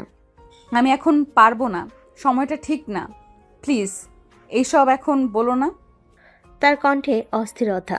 কথা শেষ হওয়ার আগেই দরজার কপাটে হালকা শব্দ হলো। তুলি চমকে উঠে দ্রুত ফোনটা কেটে ফেলল, যেন অপরাধে ধরা পড়েছে। ঠিক তখনই দরজার সামনে এসে দাঁড়ালো ঈশান, চোখে গাঢ় ক্লান্তি, মুখে একটা কৌতূহলী তীব্রতা। কার সাথে কথা বলছিলে তুমি? ঈশানের কণ্ঠ ঠান্ডা হলো, ভেতরে ছিল আগুনের ঝাঁজ। তুলি একটু থমকে বলল, তেমন কেউ না, এমনি আমার বান্ধবী। ঈশান ধীরে ধীরে সামনে এগিয়ে এলো, জানালার পাশে গিয়ে দাঁড়ালো, বাইরে তাকালো, তারপর বলল, বান্ধবী? এত রাতে বান্ধবীরা এখন ফোন করে? তুলির মুখে কিছুটা অস্বস্তি ফুটে উঠল, তবু সে মুখ নিচু করে বলল, আসলে ওর কিছু সমস্যা ছিল, তাই কথা বলছিলাম। তুমি না বুঝে রাগ করেছো। ঈশান কোনো উত্তর দিল না, শুধু তাকিয়ে রইল তুলির মুখের দিকে। সেই মুখে মিষ্টি অভয়, কিন্তু তার চোখে লুকানো কিছু একটা যেন আজ ধরা পড়ছিল। ভেতরে একটা কাঁটা বিঁধে গেল। তুমি কি কিছু লুকাচ্ছ আমার কাছ থেকে তুলি? তুলির চোখে তখন মিথ্যা হাসির পর্দা। সে চুপচাপ বিছানায় বসে ফোনটা পাশে রাখলো, আর ঈশান বেলকনিতে দাঁড়িয়ে গেল। চাঁদের আলোয় তার মুখটা বিষণ্ণ, মনটা ভারী। রাতের হাওয়ায় তার শ্বাস মিশে যাচ্ছিল। ভেতরে একটাই প্রশ্ন ঘুরপাক খাচ্ছিল, তুমি কি সত্যিই আমার স্ত্রী, নাকি শুধু নামেই আমার স্ত্রী? তুমি এখন সন্দেহ করছো? সন্দেহ নয়, জানতে চাইছি আমার স্ত্রী রাতের অন্ধকারে কাকে ফোন করে। তুমি যদি বিশ্বাস না করো তাহলে আমার কিছু করার নেই। ঠিক আছে, করোনা ব্যাখ্যা, কিন্তু মনে রেখো তুলি, আমি চোখে সব দেখি, মুখে বলি না। ঈশান ওর দিকে একবার গভীরভাবে তাকিয়ে রুমে চলে গেল। তুলির বুকের ভেতরটা কেঁপে উঠল। সে জানে যাকে ফোন করেছিল সে শুধু বান্ধবী না, এমন একজন যার সঙ্গে কথা বলাটা এখন বিপজ্জনক হয়ে উঠছে। পরের সকাল, সূর্যের আলোয় তুলির মুখে কোনো চিহ্ন নেই। রাতে সেই অস্থিরতা। রান্নাঘরে ঈশানের মা চা বানাচ্ছিল। তুলি এগিয়ে এসে বলল, মা, আমি একটু বাইরে যেতে চাই। কোথায় যেতে চাও মা? আমার এক বান্ধবীর সাথে দেখা করার দরকার আছে, একটু জরুরি কাজ আছে। আচ্ছা মা, ঠিক আছে যাও, কিন্তু বেশি দেরি করো না। ঠিক আছে মা, তাড়াতাড়ি ফিরে আসবো। তুলি রুমে গিয়ে ফোনটা হাতে নিল। স্ক্রিনে এক অচেনা নাম জলজল করছে। ওর ঠোঁটে কোণে হালকা কাঁপুনি, আর চোখে যেন একটা ভয় মিশ্রিত দৃঢ়তা। আজ দেখা করতে হবে, কেউ যেন জানতে না পারে। দরজার পাশে দাঁড়িয়ে থাকা ঈশান ততক্ষণে ওর সব কথা শুনে ফেলেছে। চোখে জ্বর, কিন্তু মুখে নীরবতা। সে শুধু নিজের মনে বলল, তুমি যদি আমার কাছ থেকে কিছু লুকাও তুলি, যদি তোমার উদ্দেশ্য খারাপ হয় তাহলে তোমাকে পস্তাতে হবে। সকালে রোদ তখন ধীরে ধীরে নরম হয়ে এসেছে। তুলি হালকা নীল সালোয়ার পরে আয়নার সামনে দাঁড়িয়ে নিজের চুল ঠিক করছিল। মুখে একরাশ শান্ত ভাব, কিন্তু সেই শান্তির আড়ালে যেন কিছু চাপা অস্থিরতা লুকিয়ে আছে। ঈশানের মা বলেছিলেন যেতে, তাই আর কোনো বাধা নেই। তুলি ব্যাগ কাঁধে তুলে দরজার বাইরে বেরিয়ে এলো। গাড়ি ডেকে উঠল একটা ছোট রেস্টুরেন্টের সামনে, যেখানে মানুষজনের ভিড় তেমন নেই। একপাশে নিরিবিলি কোণে বসা যায় এমন একটা জায়গা। রেস্টুরেন্টের দরজা ঠেলে ঢুকে চারিদিকে তাকালো তুলি। কোণের এক টেবিলে বসে আছে একজন ছেলে মানুষ, গাঢ় শার্ট, মুখে হালকা দাড়ি, চোখে সানগ্লাস। ওকে দেখে তুলির চোখ ভিজে উঠল। অনেকদিন পর দেখা ওর ভাইয়ের সাথে। ভাইয়া, তোমার জন্য এখন আমাকে লুকিয়ে লুকিয়ে দেখা করতে হয়। তুমি কল্পনাও করো না আমি কতটা ভয় পাই প্রতিবার। ভয় পাবি কেন? আমি তো আছি তোর পাশে। কি আর করা যাবে বল? আমি সামনে গেলে চিনে ফেলবে আমাকে, তখন তোদের পুরো প্ল্যানটাই ভেস্তে যাবে। কিন্তু আমি ক্লান্ত ভাইয়া, প্রতিদিন অভিনয় করতে করতে নিজেকে অপরাধী মনে হয়। নাটক করে লাভ নাই তুলি। তুই জানিস আমরা কাজ শুরু করেছি অনেক পরিকল্পনা করে, এখন পিছিয়ে আসার সময় না। আপনারা কিছু অর্ডার করবেন? 2টো কফি দাও। তুলির চোখ নিচের দিকে নেমে গেল। ওর আঙ্গুলগুলো ঠান্ডা কাপের গায়ে কাঁপছে। ভাইয়া কফির মগে চুমুক দিয়ে বলল, তো তোর কাজ কত দূর? এই তো ভাইয়া, আর বেশি দিন লাগবে না। সব কিছু ধীরে ধীরে আমার হাতের মধ্যে চলে আসছে। আমি চাই তুই কাজটা এমন ভাবে করিস যেন কোনো ফাঁক না থাকে, কেউ যেন টের না পায় তুই আসলে কার হয়ে খেলছিস। তুমি চিন্তা করো না ভাইয়া, ঠিক মতো কাজ হয়ে যাবে। তুই জানিস তুলি, এটা শুধু একটা খেলা না, আমাদের সম্মান, আমাদের প্রতিশোধ, সব কিছু এর সাথে জড়িত। তাই তুই যদি একটু ভুল করিস, আমি কিন্তু নিজেও রক্ষা করতে পারবো না। তুলির চোখে এক ফোঁটা জল গড়িয়ে পড়ল। আমি জানি ভাইয়া, কিন্তু অত খারাপ মানুষ না। ওর চোখে যখন তাকিয়ে দেখি, কখনো কখনো নিজের উপরই ঘৃণা হয় আমার। ভাইয়ের টেবিলের উপর হাত রাখলো। এখন ভালোবাসা দিয়ে নয়, বুদ্ধি দিয়ে খেলবি। ওর কাছ থেকে যা দরকার সেটা বের করে আন, কাজ শেষ হলে ভালোবাসা লাগবে না। তুলির বুক কেঁপে উঠল। চোখের সামনে যেন ভেসে উঠল ঈশানের মুখ। সে রাতে সন্দেহ ভরা দৃষ্টি ও নরম গলায় বলল, ঠিক আছে ভাইয়া, তুমি যেমন বলছো তেমনই হবে। ভাইয়া উঠে দাঁড়ায়, চারিদিকে তাকিয়ে ধীরে ধীরে বেরিয়ে গেল। তুলি শেষবারের মতো ওর পেছন দিকে তাকালো। কফির কাপে ঠোঁট ছুঁয়ে ফিস ফিস করে বলল, ঈশান যদি জানতে তুমি আসলে কি ঝড়ের মধ্যে আছো, হয়তো আমাকে আজও বিশ্বাস করতে পারো না। আমি তো সেটার যোগ্যও না। বিকেলের নরম আলোয় ঘরটা যেন অদ্ভুত শান্ত। পদ্মা হালকা দোল খাচ্ছে বাতাসে। তুলি দরজা ঠেলে ঘরে ঢুকতেই থমকে গেল। সোফায় বসে আছে ঈশান। অফিসের শার্ট এখনো খোলা হয়নি। মুখে একরাশ ক্লান্তি, চোখে কেমন গভীর দৃষ্টি। তুলির বুকের ভেতরটা কেঁপে উঠল। এত তাড়াতাড়ি ঈশান বাসে কেন? ও তো সাধারণত রাত অবধি অফিসেই থাকে। কোথায় গিয়েছিলে তুমি তুলি? তুলির গলা শুকিয়ে গেল। চোখ নামিয়ে ধীরে বলল, আমার বান্ধবীর সাথে একটু দেখা করতে গিয়েছিলাম। অনেকদিন হলো দেখা হয়নি, তাই ভাবলাম একটু যাই। ঈশান কিছুক্ষণ চুপ করে ওর দিকে তাকিয়ে রইল। সেই দৃষ্টি যেন এক মুহূর্তে তুলির বুক কাঁপিয়ে তুলল। তারপর ঠোঁটের কোণে হালকা হাসি এনে বলল, বান্ধবী? ঠিক আছে। তুলিও কথাটা ঘুরিয়ে দিল। একটু কৃত্রিম হাসি এনে বলল, তুমি তো আজ অফিসে ছিলে তাই না? এত সকাল সকাল চলে এলে কেন? আজ একটা মিটিং ছিল, সেটাও আগেই শেষ হয়ে গেল, তাই ভাবলাম বাসায় চলে আসি, একটু বিশ্রাম নেই। ও আচ্ছা, ভালোই তো। আমি ফ্রেশ হয়ে এসে তোমার জন্য কফি বানিয়ে দিচ্ছি। এই বলে তুলি তাড়াহুড়ো করে ঘরের ভেতরে চলে গেল। ওর কাঁধে চুলগুলো এলোমেলো হয়ে পড়েছে, মুখে হালকা ঘাম, চোখে একরাশ নার্ভাস। বাথরুমের দরজা বন্ধ হতেই ঈশান ধীরে ধীরে সোফায় হেলান দিল। ওর মনে এক অদ্ভুত সন্দেহ ঢেউ উঠছে। তুলি কণ্ঠে কেমন একটা অস্থিরতা, চোখে লুকানো ভয়ের ছাপ, সব যেন অস্বাভাবিক। কিছু একটা তো ঠিক নেই। সকালে ফোনে কার সাথে কথা বলছিল, আর এখন এমন অদ্ভুত আচরণ কেন করছে? বিকেলের মৃদু আলোয় ডাইনিং টেবিলটা সাজানো, টেবিলের ওপর গরম গরম চা, আলুর চাপ আর সামান্য হাসি, মজার পরিবেশ। তুলি নীরবে সবাইকে নাস্তা পরিবেশন করছে। ঈশান চুপচাপ কফির কাপে চুমুক দিচ্ছে, তার চোখে আজও সেই নিলিপ্ত দৃষ্টি। এমন সময় ঈশানের মা হালকা হাসি হেসে মুখটা তুললেন। হাসি মুখে কথাটা তুলল। জানো, আমি ভাবছিলাম ঈশানের তো বিয়ে হয়ে গেল অনেক দিন হলো, এবার রায়ানের কথা ভাবা উচিত। কথাটা শুনে রায়ান একটু অপ্রস্তুত হাসল। ও মা, মা, হুট করে আমার বিয়ের কথা মনে পড়লো। তা না হলে কি, ছোট ভাই আগে বিয়ে করে ফেললো, বড় ভাই এখনো একা ঘুরে বেড়ায়, মানায় নাকি বলো? মানুষ কি না বলে, ছোট ভাই বিয়ে করেছে, বড় ভাই এখনো ব্যাচেলার ঘুরে বেড়াচ্ছে। তুলিও পাশে বসে শুনছে, মুখে এক ফোঁটা হাসি টেনে রাখার চেষ্টা করছে। ঈশান অবশ্য নির্লিপ্তভাবে চায়ের কাপ নামিয়ে রাখল। তোমার কথা সত্যিই ঠিক বলেছ। আসলে আমার এক বন্ধুর একটা মেয়ে আছে, খুব ভদ্র আর শিক্ষিতা। কয়েকদিন আগেই উনি রায়ানের জন্য বলেছিলেন, কিন্তু আমি ব্যস্ততার জন্য তোমাকে বলতেই ভুলে গেছি। আচ্ছা, তাই নাকি? মেয়েটা কেমন, কি করে? ভালো পরিবার, শিক্ষিত ঘর। শুনেছি মেয়েটা চাকরিও করে একটা নামকরা প্রতিষ্ঠানে। আমার মনে হয় কাল সকালে সময় বের করে সবাই মিলে গিয়ে একবার দেখে আসা যেতেই পারে। তাই তো ভালো হবে, চোখে দেখে কথা বলে তারপর ঠিক করা যাবে। এভাবে আর দেরি করে ঠিক না, সময় থাকতেই ছেলের বিয়ে দিয়ে নিশ্চিন্তে হওয়া ভালো। তাই নাকি মা? একা তো ভালোই আছি, বিপদ গাড়ি দিতে চাচ্ছ কেন? সবে হেসে উঠল। কেবল ঈশান চুপচাপ বসে রইল। তুলির চোখ একবার ওর মুখের দিকে গেল, সেখানে হালকা অস্বস্তি। মনে হলো এই হাসির মাঝে কোথাও একটা অদ্ভুত চাপা উত্তেজনা জমছে, যেন এই বাড়িতে নতুন এক অধ্যায় শুরু হতে যাচ্ছে, যেখানে হাসির আড়ালে লুকিয়ে থাকবে আরও গভীর রহস্য। পরের দিন সকালে বাড়িতে এক অদ্ভুত ব্যস্ততা। সবাই যেন নতুন একটা আয়োজনের উত্তেজনায় ভরে উঠেছে। তুলের চুপচাপ রান্নাঘরে গিয়ে নাস্তা সাজিয়ে আনছে, চোখে মুখে হালকা উদ্বেগ। আজ রায়ানের জন্য তারা সবাই মিলে একটা মেয়ের বাড়ি যাবে। মেয়েটি ঈশানের বাবার এক বন্ধুর মেয়ে।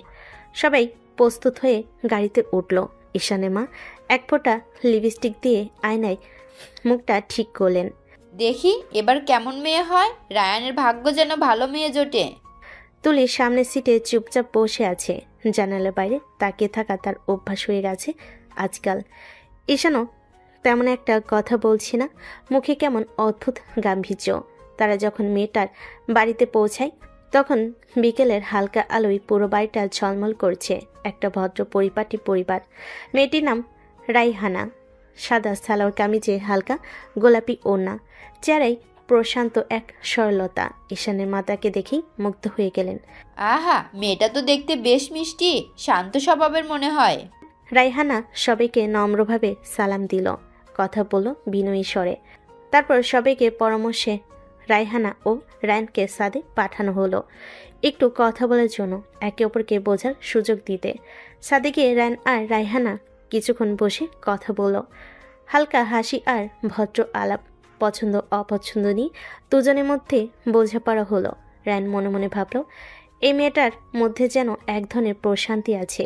তুলিয়া তখন ছাদের এক কোণে দেওয়ালের ধারে দাঁড়িয়ে আছে, দূর থেকে দুজনকে দেখছিল নিঃশব্দে। তার মুখে একটা হালকা কৌতূহল, কিন্তু চোখে চাপা অস্বস্তি। রায়ান আর ঈশান কথা শেষ করে নিচে নেমে গেল। তুলিও তখনও ছাদের কিনারে দাঁড়িয়ে। হঠাৎ পেছন থেকে নরম একটা কণ্ঠস্বর শুনতে পেল। তুমি কি হৃদয়ের বন্যা? তুলি মুখ হঠাৎ বিবর্ণ হয়ে গেল। সে চোখ বড় করে তাকালো মেয়েটার দিকে। আপনি আমার ভাইকে চেনেন? রায়হানা হালকা হেসে মাথা নেড়ে বলল, হ্যাঁ, চিনব না কেন? তোমার ভাইয়া তো আমার ক্লাসমেট ছিল, আমরা একই সাথে ভার্সিটিতে পড়তাম। তোমার ভাই খুব ভালো মানুষ ছিল, তবে অনেক দিন শুনিনি ওর খবর। কেমন আছে এখন? তুলির গলা শুকিয়ে গেল। সে বুঝে উঠতে পারছে না এই কথা রায়হানা কিভাবে জানলো বা কেন ওর মনে এত আতঙ্ক জেগে উঠেছে। হ্যাঁ, ভালোই আছে ভাইয়া, এখন একটু বাইরে থাকে। আপনি চিনলেন কিভাবে? না, তোমার মুখটা পরিচিত মনে হচ্ছিল, কিন্তু নিশ্চিত ছিলাম না। আমার তো মনে আছে তোমার ভাই তখন একটা বড় সমস্যায় জড়িয়েছিল। থাক পুরনো কথা, আর তোলার দরকার নেই। এই কথাগুলো শুনে তুলি বুকের ভেতর কেমন অজানা ভয় জমে গেল। তার ঠোঁট শুকিয়ে গেল, চোখে অজানা কাঁপুনি। আচ্ছা, আমি নিচে যাচ্ছি, আপনি আসুন।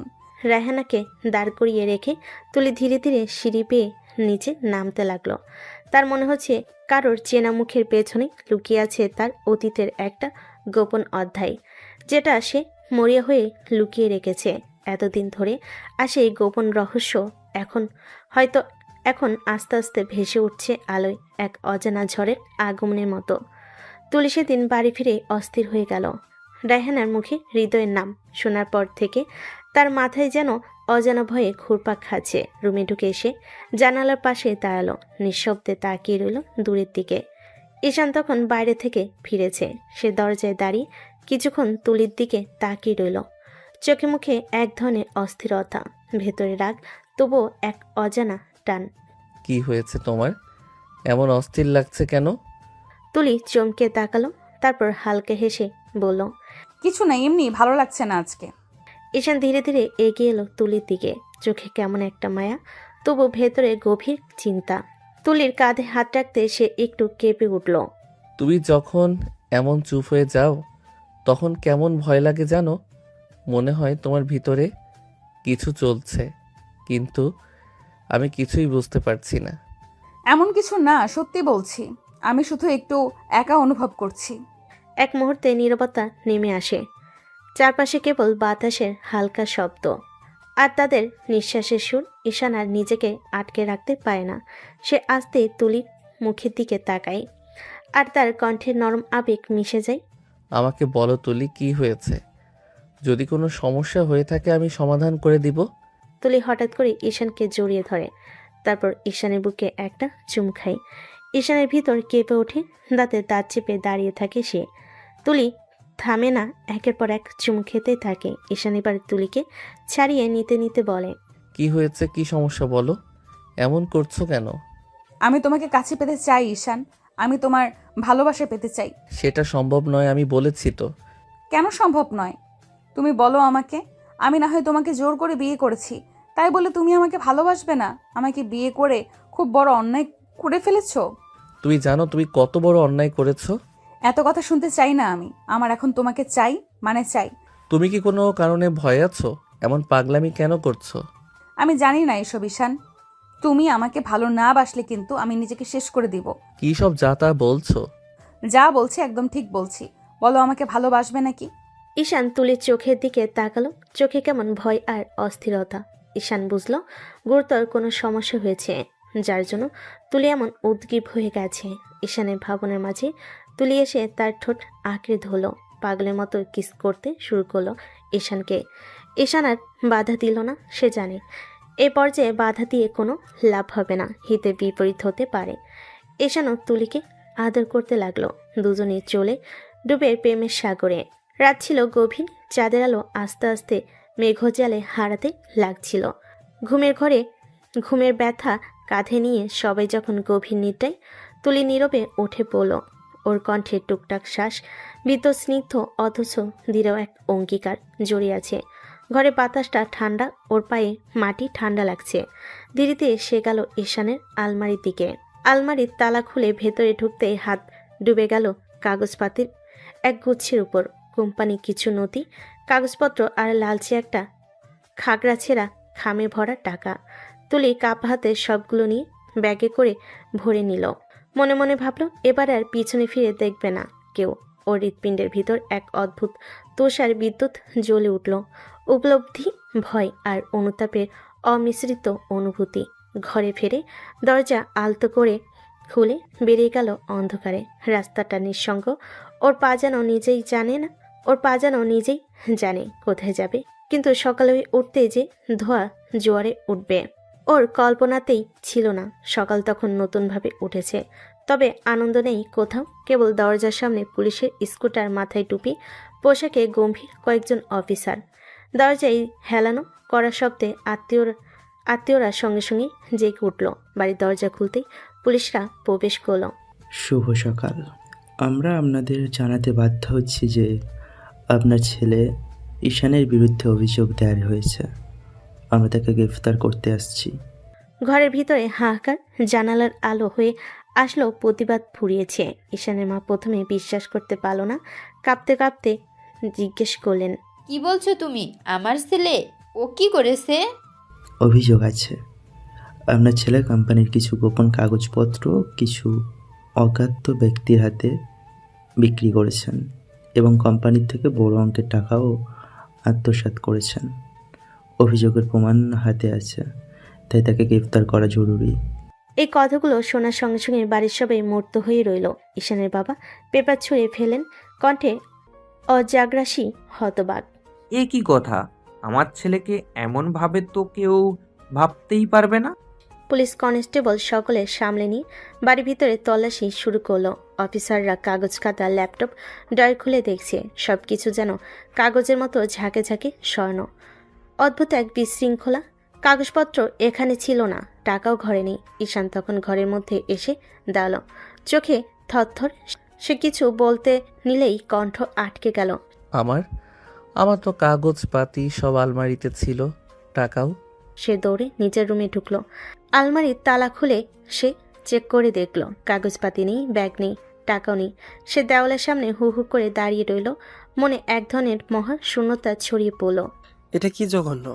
কে করলো কে এই ফাঁদ সেট করলো আমাদের বাড়ির জন্য? মায়ের চোখে আগের মতো কাজ ফেটে গেল। সে কাঁপতে কাঁপতে চিৎকার করে বলল, আল্লাহর নাম, আমার ছেলেকে এমন মলিনের জালে জড়াবেন কেন? তুমি আমার ছেলেকে রেহাই করো। কোনো ভুলের শাস্তি তো আমাদের ছেলেকে দিতে পারো না? পুরো অফিসাররা নথিপত্র দেখি বলেন, এর ওপর একটি চিঠি আছে যেটা স্থানান্তরের চূড়ান্ত প্রমাণ দেখায়, আর ব্যাংকের একটা রসিদ মিলেছে যে টাকাটা বের করে নেওয়া হয়েছে। অভিযোগকারী এই ব্যক্তি দাবি করেছেন যে কাগজপত্র ও টাকা ঈশানের মাধ্যমে নিজেদের কাছে পাঠানো হয়েছে। ঘরের মধ্যে হাহাকার চরমে। সবাই একে অন্যকে প্রশ্ন করছে, কিভাবে, কেন। কেউ কোনো সম্ভাবনা ধরছে না। ঈশান চোখ নামিয়ে বসলো, মাথা নিচু করে। অজস্র প্রশ্ন ভেতরে যাচ্ছে, কিভাবে এমন হলো। সে শুরুতে জানে না সত্য কি। এখন একটা জিনিস সে ঠিক জানলো, এটা স্বাভাবিকভাবে এগোবে না। তার চোখে শীতল ক্ষুধা। সে ভেবেই পেল যে কেউ তাকে ফাঁসিয়ে দিয়েছে। পায়ের তলা যেন কাটা। হঠাৎ ঈশানের নজর একটি ক্ষুদ্র উপাদান পড়ল, আলমারির তালার দাগ, কিছু কুয়াশা চিহ্ন। সে অতি ক্ষিপ্ত গতিতে মাথা ঘোরালো। কি ভাবছে তা স্পষ্ট। মনে হলো যাকে সে সবচেয়ে বিশ্বাস করেছে, যার কাছে সব গোপন রেখেছে, ও কারণেই এমন হচ্ছে। তার দিকে তাকি রায়ন চিৎকার করে বলল, ঈশান, তুই কি বুঝছিস না? তুই যদি সত্যি অন্যায় না করে থাকলে নির্বুদ্রা কেন তোর উপর আবার অভিযোগ আনছে? ঈশান চিৎকার করে উত্তর দিল না। তার চোখের ভেতর পড়ছে এক ধূসর সন্দেহ। সে জানে ঘরের ভেতর কোথাও কোনো ছায়া আছে যা এখনো নিঃশব্দে হাঁটছে। সবাই মিলেই থানায় ছুটে গেল অভিযোগ প্রত্যাখ্যান করতে, কিন্তু অফিসাররা তাদের বলল, প্রাথমিক ও প্রমাণ অভিযোগ থাকলে গ্রেফতার করা ছাড়া পথ নেই। ঈশানকে আস্তে করে হাত করা পড়ালো। মুখে অজস্র দর্শক, বন্ধু, নিকটজন। কেউ কেউ কান্নে ফেটে পড়ল, এটা কি কারো পরিকল্পনা? কার জন্য? ঈশান চিৎকার করে বলতে চাইল, কিন্তু শব্দ বের হলো না। তার চোখে কেবল একটাই ছবি ভেসে উঠল, রাতের মধ্যে আলমারির গোপন তালা তুলে অচেনা চেহারা। ধীরে ধীরে বুঝে উঠল সব কিছু তুলি করেছে। এই উপলব্ধি হতেই লাথি মারল, বুকে জ্বালানো আগুনের মতো। সব কিছু নাই, আমার কাগজপাতি নেই, আমার টাকাও নেই। রাতে সেই দীর্ঘ পথ পেরিয়ে যখন তুলি এক পুরনো বাড়ির সামনে এসে দাঁড়ালো, তখন আকাশে মেঘ জমে আছে, বাতাসে এক অদ্ভুত ভারী ভাব। তার চোখে এক অজানা ভয়। তবু সে এগিয়ে গেল, হাতে শক্ত করে ধরে রাখা ব্যাগটা যেন তার সমস্ত অপরাধের ভার। দরজা ঠেলে ভেতরে ঢুকতে সামনে দাঁড়িয়ে থাকা একজন লোক ধীরে ধীরে ঘুরে তাকালো। তার মুখে হালকা হাসি, চোখে এক ধরনের সন্তুষ্টি। ওর ভাই হৃদয়। গ্রেট, আমি জানতাম তুই পারবি। তুলি, তোর মতো বোন পেয়ে আমি গর্বিত। তুলির কণ্ঠ কাঁপছিল। সে ব্যাগটা টেবিলের উপর রাখলো, কাগজপত্র আর টাকা সব বের করে দিয়ে বলল, ভাইয়া, তুমি আমাকে দিয়ে এসব কেন করালে? এটা তো ভুল কাজ। এই কাগজপাতি, এই টাকাগুলো, কোম্পানির জিনিস, এসবের জন্য ঈশান বিপদে পড়তে পারে। হৃদয় হঠাৎ হেসে উঠল। হাসিটা এমন যেন মনের গভীর অন্ধকার থেকে বেরিয়ে আসা একটা প্রতিধ্বনি। আমি তো চেয়েছিলাম ও বিপদে পড়ুক। তুলি থমকে গেল, চোখ বড় হয়ে গেল, গলায় কথা আটকে গেল। কি বললে তুমি ভাইয়া? তুমি চাও ঈশান বিপদে পড়ুক? কেন? হৃদয়ের চোখে হঠাৎ এক ভয়ানক আগুন জ্বলে উঠল। মুখে হালকা হাসি, কিন্তু সে হাসির মধ্যে জমে আছে বহু বছরের প্রতিশোধ। হ্যাঁ, ঠিকই বলছি তুলি। ওর জন্যই একদিন আমার জীবনটা শেষ হয়ে গিয়েছিল। ওর জন্যই সবাই আমাকে ঘৃণা করেছিল। ওর জন্য আমাকে ভার্সিটি থেকে অপমান করে তাড়িয়ে দিয়েছিল। মনে আছে ও একদিন আমার থেকে একটা ভুল ধরেছিল, সবার সামনে শিক্ষককে জানিয়েছিল। সেদিন সবার সামনে আমি মাথা নিচু করে দাঁড়িয়েছিলাম, বন্ধুরা হাসছিল, শিক্ষক চেঁচাচ্ছিল, আমি লজ্জায় মরছিলাম। একটা থেমে থাকা নিঃশ্বাসের মতো চুপচাপ তুলি তাকিয়ে আছে ভাইয়ের মুখের দিকে। আমি সেদিনই ঠিক করেছিলাম, যেদিন সুযোগ পাবো ওর জীবনটাকেও তছনছ করে দেব। আর সেটা করলাম। তুলি, আজ আমার প্রতিশোধ পূর্ণ হলো। তুলির কণ্ঠ শুকিয়ে গেল, মুখে ভয়, বুকের ভেতরটা কাঁপছে। ভাইয়া, তুমি এত বড় কথা আমার কাছ থেকে লুকালে? এসব আগে বললে না কেন? আমি তো না জেনেই ওর জীবন শেষ করে দিলাম। হৃদয় একটা তিক্ত হাসি দিল, চোখে ঠান্ডা বিষের ছায়া। তোকে আগে বললে তুই এই কাজটা করতি না তুলি। তুই বেশি নরম, তোর মন দুর্বল, তাই তোকে সত্যিটা বলি। আমি জানতাম তুই যদি না জানিস তবে এই কাজটা হবে। তুলির চোখে জল চলে এলো। সে কাঁপা কাঁপা হাতে মুখটা ঢেকে পড়ল। আমি না জেনে কত বড় অন্যায় করে ফেললাম ভাইয়া। ঈশান তো কিছু জানেই না, সে নির্দোষ। হৃদয় তখন নির্লজ্জভাবে হেসে উঠল, যেন তার মনের ভার হালকা হয়ে গেছে। জানিস, এখন এই মুহূর্তে ওকে পুলিশ ধরে নিয়ে গেছে হয়তো। আমার মনের শান্তি পেয়েছি আজ। অনেক বছর ধরে এই দিনটার জন্য অপেক্ষা করছিলাম আমি। তুলি স্তব্ধ হয়ে গেল, তার চোখে বিস্ময়, মুখে ভয়, বুকের ভেতরটা যেন হিম হয়ে গেল। কি বললে?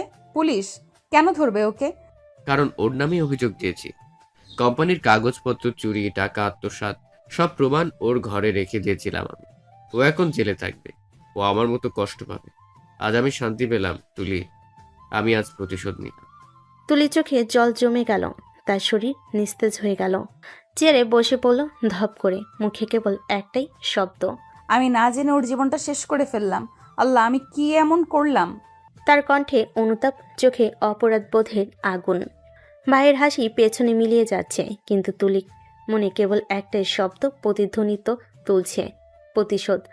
আর সেই শব্দের ভেতরেই হারিয়ে গেল তার সমস্ত শান্তি, ভালোবাসা আর বিশ্বাস। বিকেলের হালকা রোদটা যেন আজ তুলির গায়ে আগুনের মতো লাগছে। বুকের ভেতরটা ফেটে যাচ্ছে অপরাধ বোধে। মাথার ভেতর কেবল একটাই শব্দ প্রতিধ্বনিত তুলছে, পুলিশ ধরে নিয়ে গেছে। তুলি আর এক মুহূর্ত দেরি করল না, দৌড়ে বেরিয়ে গেল বাড়ি থেকে। চুল খুলে পড়ে গেছে মুখের উপর, চোখের নিচে ক্লান্তি আর আতঙ্কের ছাপ। রিকশায় বসে বুক চেপে কান্না চেপে রেখেছে, কিন্তু চোখের জল থামছে না। থানার সামনে দাঁড়াতেই তার বুকটা আরো ভারী হয়ে গেল। ভিতরে ঢুকে অফিসারকে বলল, আমি ঈশান চৌধুরীর স্ত্রী, ওকে একবার দেখা যাবে? অফিসার তাকিয়ে দেখলো ওর ভেজা চোখ, তারপর মাথা নাড়ল। 2 মিনিটের বেশি না, বুঝলেন? তুলি ধীরে ধীরে ভেতরে ঢুকলো। লোহার গড়াদের পেছনে ঈশান দাঁড়িয়ে, মুখে ক্লান্তি, চোখে রাগার অবিশ্বাস। সেই চোখে দৃষ্টি তুলিকে কেটে ফেলল ভেতর থেকে। ঈশান, বিশ্বাস করো, আমি এমনটা চাইনি। আমি জানতামই না ভাই এসব করছে। আমি তো শুধু ওর কথায়। থামো তুলি, আর কিছু বলো না। আমি তো তোমাকে ভালোবাসতে শুরু করেছিলাম। হ্যাঁ, আমি সত্যি তোমাকে মন থেকে ভালোবাসতাম, কিন্তু তুমি আমার ভালোবাসা নিয়ে খেললে। তুলির বুক কেঁপে উঠল, গলা শুকিয়ে গেল। না ঈশান, বিশ্বাস করো, আমি বুঝতেই পারিনি এটা এমন হবে।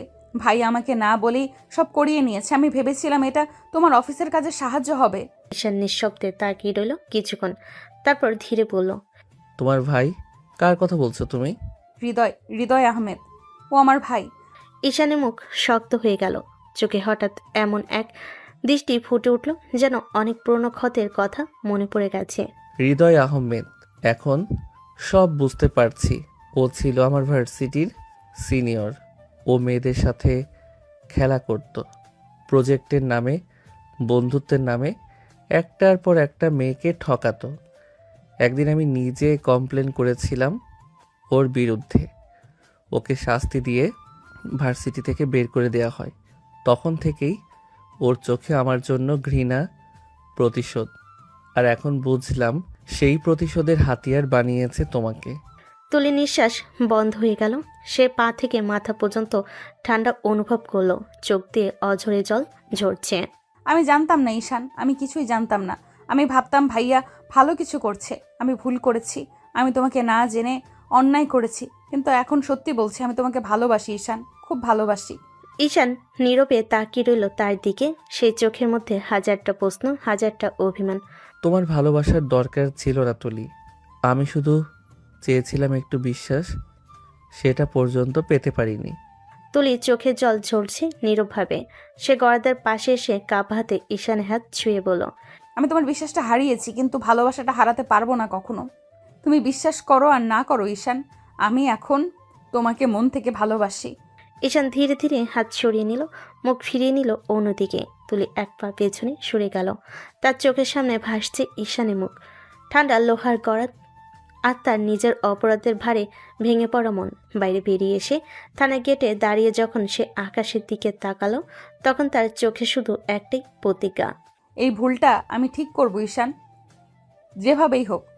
রাতের অন্ধকারে তুলির চোখে নিদ্রা নাই। ওর ভেতরে অপরাধের অগ্নি এত জ্বলছিল যে ঘুম কেবল দোষারোপের মতো মনে হচ্ছিল। ঈশানের অশ্রু, তার অভিযোগ, পরিবারের ধ্বংস, সবকিছু মিলেমিশে তুলির বুক নেড়ে দিয়েছে। আর একটু হড়বড় করে বাঁচতে পারল না। সিদ্ধান্ত হয়ে গেছে, নিজের সব সত্য বের করে আনবে, যেভাবে হোক ঈশানের নাম মুছিয়ে দেবে। তুলির গভীর নিঃশ্বাস নিয়ে প্রস্তুতি নিল। বাইরে অন্ধকার, বাতাসে হালকা কুয়াশা। এটাই ছিল তার সঙ্গী। ব্যাগে রাখলো জিপ, ল্যাপটপ, গ্লাভস, একটি ছোট্ট ক্যামেরা, কাগজ কলম আর দরকারের মতো কিছু নথিপত্র পড়ে নেবার জন্য ঝুড়ি। মনের ভেতর তখন একটাই কথা, প্রমাণ জোগাড় করতে হবে। যদি না এখন আমি করি, কেউ করবে না। হৃদয়ের বাসা ছোট, সেখানে তুলি আগেও বহুবার গিয়েছিল। হৃদয় যেহেতু বাড়ি থাকে না, তাই সে আলাদা একটা ছোট বাড়ি করেছে। তুলির আজ পা কিছুটা কাঁপছে। কিয়দশ লুকিয়ে দরজার সাথে থাকা চাবি জোর করে ঘুরিয়ে খুলল। বাইরের কক্ষের নামফলক ঝুলছে দরজার উপরে। ভিতরে অচেনা নীরবতা। দরজার মুখটা টেনে সে ধীরে ধীরে ঢুকল। মন কয়েকবার বলছিল এটা ভুল, তুই কিছু ভাঙবি না, কিন্তু অপরাধবোধের আগুন কিছুতেই মলিন হচ্ছিল না। হৃদয়ের ঘরটা অযথা সাজানো, কাগজপত্র, একটি পুরনো ল্যাপটপ, কাত করে রাখা কিছু নথি। তুলি চুপচাপ দরজা বন্ধ করে ল্যাপটপ জ্বালালো। খুঁটিনাটি খুঁজতে শুরু করলো। প্রথমেই চোখ পড়ল একটি খাম, ব্যাংকের রসিদের ছবি, একাধিক ইটা ট্রান্সফারের রিসিপ্ট আর এক স্ট্যাম্প লাগানো কাগজপত্র। তুলির হাতে ভাঁজ করা কাগজটা উঠতেই বুকটা অবশেষে কাঁপল। কাগজগুলোতে স্পষ্ট লেখা আছে কোম্পানি, কাগজপত্রের নম্বর, ট্রান্সফার রসিদ আর একটি নাম, যে নামটি সব কিছুতে যোগ করেছে। তার হাত কাঁপছে, কিন্তু সে থামল না। ল্যাপটপ খুলে দেখল একটি ফোল্ডারে মুঠোফোন নম্বর, ইমেল লিপি আর সবচেয়ে নিচে একটা ফোল্ডার, প্রজেক্ট ডক নামে। ফোল্ডারের মিথ্যে নামের ভেতরে রয়ে গেছে কাগজপত্র, যেগুলো দেখে তুলির চোখ অটলভাবে ফুলে উঠল। কোম্পানি গোপন নথি, কপি করা কাগজপত্র আর বেশ কিছু ফাইল, যেখানে ছিল টাকার লেনদেনের প্রমাণ। ওর বুক ব্যথা করছে, মুখ শুকিয়ে গেছে। তখনই চোখে পড়ল একটি ভিডিও অডিও ফাইল। নামটা দেখে হৃদয় কৃত্রিম শব্দ করল, যেন চাষার ছাড়া কাটা ঝরে পড়ল। তুলি কাপা হাতে প্লে বাটন টিপল। কিছু কলকারখানার শব্দ, তারপর হৃদয়ের কণ্ঠ, আরেকজনের কণ্ঠ, আর হৃদয় স্বচ্ছন্দে বলে যাচ্ছে, আমি সবকিছু করে দিয়েছি, শোনো, ঈশান যেন ছাড়া না পায়। হাসিটা ছিল কুটিল। তুলি কান পাতল, প্রতিটা শব্দ তার কানে চুরি হয়ে এলো। একটু সময় নেবে ভেবেছিল তুলি, কিন্তু আর বাকি নেই। সে দ্রুত অডিও ক্যামেরার রেকর্ড করলো, নথিগুলো ছবি করে ফেলল, ব্যাংক রসিদগুলো ক্লিয়ার ছবি তুলল। হাত যতই কাঁপুক সে থামল না। প্রমাণ যত বেশি, ঈশানের মুক্তির আশাও ততই ধাপে ধাপে বড় হয়। হঠাৎ দরজার সাইড থেকে কিছু শব্দ এলো কিনা, তুলে হঠাৎই মাটিতে লুকিয়ে পড়ল। কল্পনায় মনে হলে যেন আকাশ ভেঙে পড়েছে। দরজায় পা রাখা হলো, হৃদয় ফিরে এসেছে। সে ধীর পায়ে কক্ষের ভেতর ঢুকলো। কাপড় ছেড়ে টেবিলে বসলো। কিছু না ভেবে ফোন টিপতে লাগলো। তুলির শ্বাস কমিয়ে দিল। মনটা গড়ি গড়ি করে বেঁধে রেখেছিল যেন কোনো কিছুই চোখে না পড়ে। হৃদয় চোখ কুঁচকে বসে টেবিলে রাখা কাগজপত্রের দিকে তাকালো। চিন্তার গহ্বরে সে ছিল না। তুলি তখন সুযোগ বুঝে ধীরে ধীরে নেমে দাঁড়ালো। ব্যাগটা টেনে ফোনে মিউজিক মুছে ক্যামেরা বন্ধ করলো। হৃদয়ে চলে যাওয়ার পরই কক্ষের দরজা অবচেতনভাবে ঠেলে বন্ধ করলো, যেন কেউ না শোনে। হাত ধীরে ধীরে কাঁপিয়ে বেরিয়ে এসে দরজায় তালা লাগিয়ে দিল। শরীরটা যেন পানির মতো কুড়ে গেল। রাস্তায় ফেরার পথটা দীর্ঘ মনে হলো। ব্যাগটা ভারী, কিন্তু ওর ভেতর আরেক ধরনের হালকা শ্বাস কাজ করছিল। প্রথমবার স্বস্তির স্বাদ। তবে বুঝতে পারছিল এখন শুরু হবে সবচেয়ে ঝুঁকিপূর্ণ অংশ। প্রমাণ শুধু সংগ্রহ করলেই হবে না, কোথাও নিরাপদভাবে পাঠাতে হবে। কাউকে বিশ্বাস করতে হবে, কাউকে যিনি সত্যিকার অর্থে সাহায্য করবেন। পরের দিন ভোরেই তুলি একটি বিশ্বস্ত মানুষের খোঁজ করল। একজন অ্যান্টিকোর পুরনো সহকর্মী, যে কেবল ঈশানের নয়, শহরের সৎ মানুষদের কথাও মানেন। তুলি অল্প কথায় ব্যাখ্যাগুলো, ছবি ও অডিও ক্লিপ দেখালো। লোকটির চোখে হতবাকির ছাপ দেখা গেল। সে ধীরে ধীরে বলল, তুমি ঝুঁকিতে আছো তুলি। আমরা এখনই থানা যাচ্ছি না। প্রথমে এই প্রমাণগুলো সুরক্ষিত স্থানে রেখে দেব, তারপর আইনজীবীদের মাধ্যমে এগুলো জমা করা ভালো। তুলি সেই পরিকল্পনাটা মেনে নিল। প্রথমে প্রমাণগুলোকে একটি এনক্রিপ্টেড ড্রাইভে কপি করলো। তারপর কাগজগুলো নকল দুটি করে মানে একটাকে গোপন স্থানে রেখে এলো, একটা দিল শহরের আরেকজন নির্ভরযোগ্য লোকের কাছে। এই কাজ পরে কদমে তাকে নিজের সর্বোচ্চ ঝুঁকিতে ফেলবে। কিন্তু ঈশানের মুক্তি আর পরিবারের লজ্জা মুছতে সে মরিয়া। রাতের শেষ ভাগে যখন সে অ্যাপার্টমেন্টের জানালার ধারে ঝুঁকে দাঁড়িয়ে আকাশের দিকে তাকালো, মনে মনে একচারা ফিসফিস করলো, আমি এখন থেকে কোনো ভয়ে দেখব না, সৎ পথে দাঁড়াবো আর সত্যকে সামনে আনবো। তুলি ঠিক করলো আগামীকাল তিনি পুলিশের কাছে যাবেন না। আগে আইনজীবী, পত্রিকা এবং দুজন সৎ ব্যক্তি ধীরে ধীরে সব কিছু খোলাসা করবেন। তুলির হাতে ছিল প্রমাণ। কাজটা বিপজ্জনক, কিন্তু সত্যের পক্ষে তার সাহস ছিল আরও বড়। সে জানত এখন থেকে তার প্রতিটি পা সতর্কতা আর দৃঢ়তায় ভরা থাকবে। 1 সপ্তাহ পেরিয়ে গেছে। এই সময়টাই তুলির জীবন যেন থমকে গিয়েছিল। দিনরাত এক করে কারোর সাহায্য ছাড়াই সে প্রতিটি প্রমাণ জোগাড় করেছে। রশিদ, ব্যাংক ট্রানজ্যাকশন, অফিসের সিসিটিভি ফুটেজ, সব কিছু প্রমাণের ভারে এখন তার ভাইয়ের মুখোশ খুলে গেছে পুরোপুরি। আজ সকালে থানায় হাজির হয়ে তুলি সব প্রমাণ জমা দিল। কর্তৃপক্ষ খতিয়ে দেখেই বলল, মিস্টার ঈশান রহমান নির্দোষ। ঈশানের মুখে সেই মুহূর্তে কোনো শব্দ ছিল না, শুধু স্থির নিস্তব্ধ দৃষ্টি। দুপুরের পর ঈশান বাড়ি ফিরল। বাড়ির সবাই ছুটে এলো। মা চোখের জল মুছতে মুছতে বলল, বাবা তুই ফিরে এলি? ঈশান কেবল মাথা নোয়ালো, তারপর নিঃশব্দে সোফায় বসলো। তুলি দূরে দাঁড়িয়েছিল।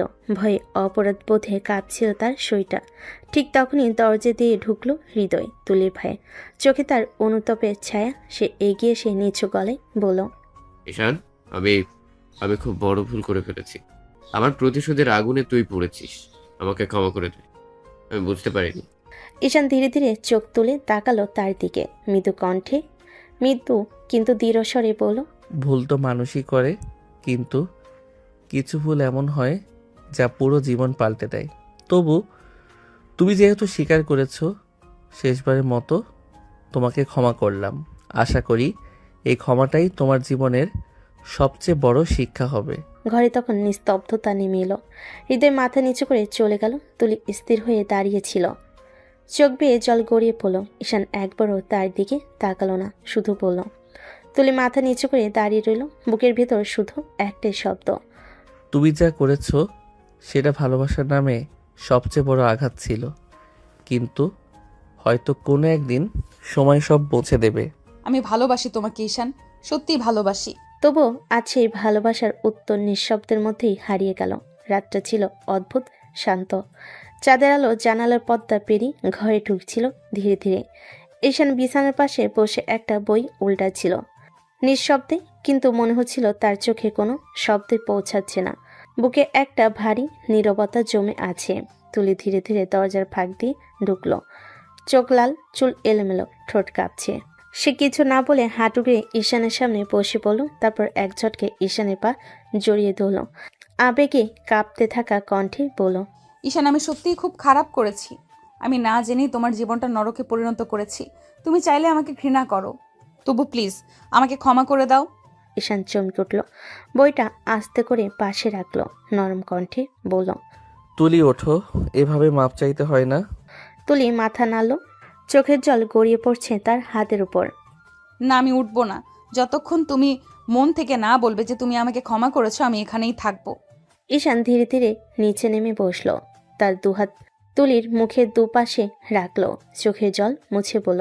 তুমি ভুল করেছো, তাতে কোনো সন্দেহ নেই, কিন্তু তোমার চোখের এই অনুতাপটাই প্রমাণ করে তুমি খারাপ নও। আমি তোমাকে অনেক আগেই ক্ষমা করে দিয়েছি তুলি। তুলি থরথর করে কেঁপে উঠল, তার চোখে একসাথে স্বস্তি আর ভালোবাসার অশ্রু জমে গেল। সে ধীরে ঈশানের বুকে মুখ লুকিয়ে দিয়ে বলল, তুমি জানো না আমি এখন কতটা তোমাকে ভালোবাসি। ঈশান মৃদু হাসলো, তার কপালে আলতো করে চুমু খেয়ে বলল, ভালোবাসা মানেই ভুলের পরেও পাশে থাকা তুলি। ঘরে তখন শুধু চাঁদের আলো আর দুজন মানুষের হৃদয়ে নরম নিঃশ্বাসে তৈরি হচ্ছিল এক নতুন শুরু। তো দর্শকরা, আজকের গল্পটা শেষের দিকে চলে আসলাম। বিদায়ের আগে অবশ্যই সবাই লাইক, কমেন্ট ও শেয়ার করে চ্যানেলটি সাবস্ক্রাইব করে দিবেন। প্রিয় দর্শকরা, আজকে এখানেই বিদায় নিচ্ছি। ভালো থাকবেন, সুস্থ থাকবেন। আল্লাহ হাফেজ।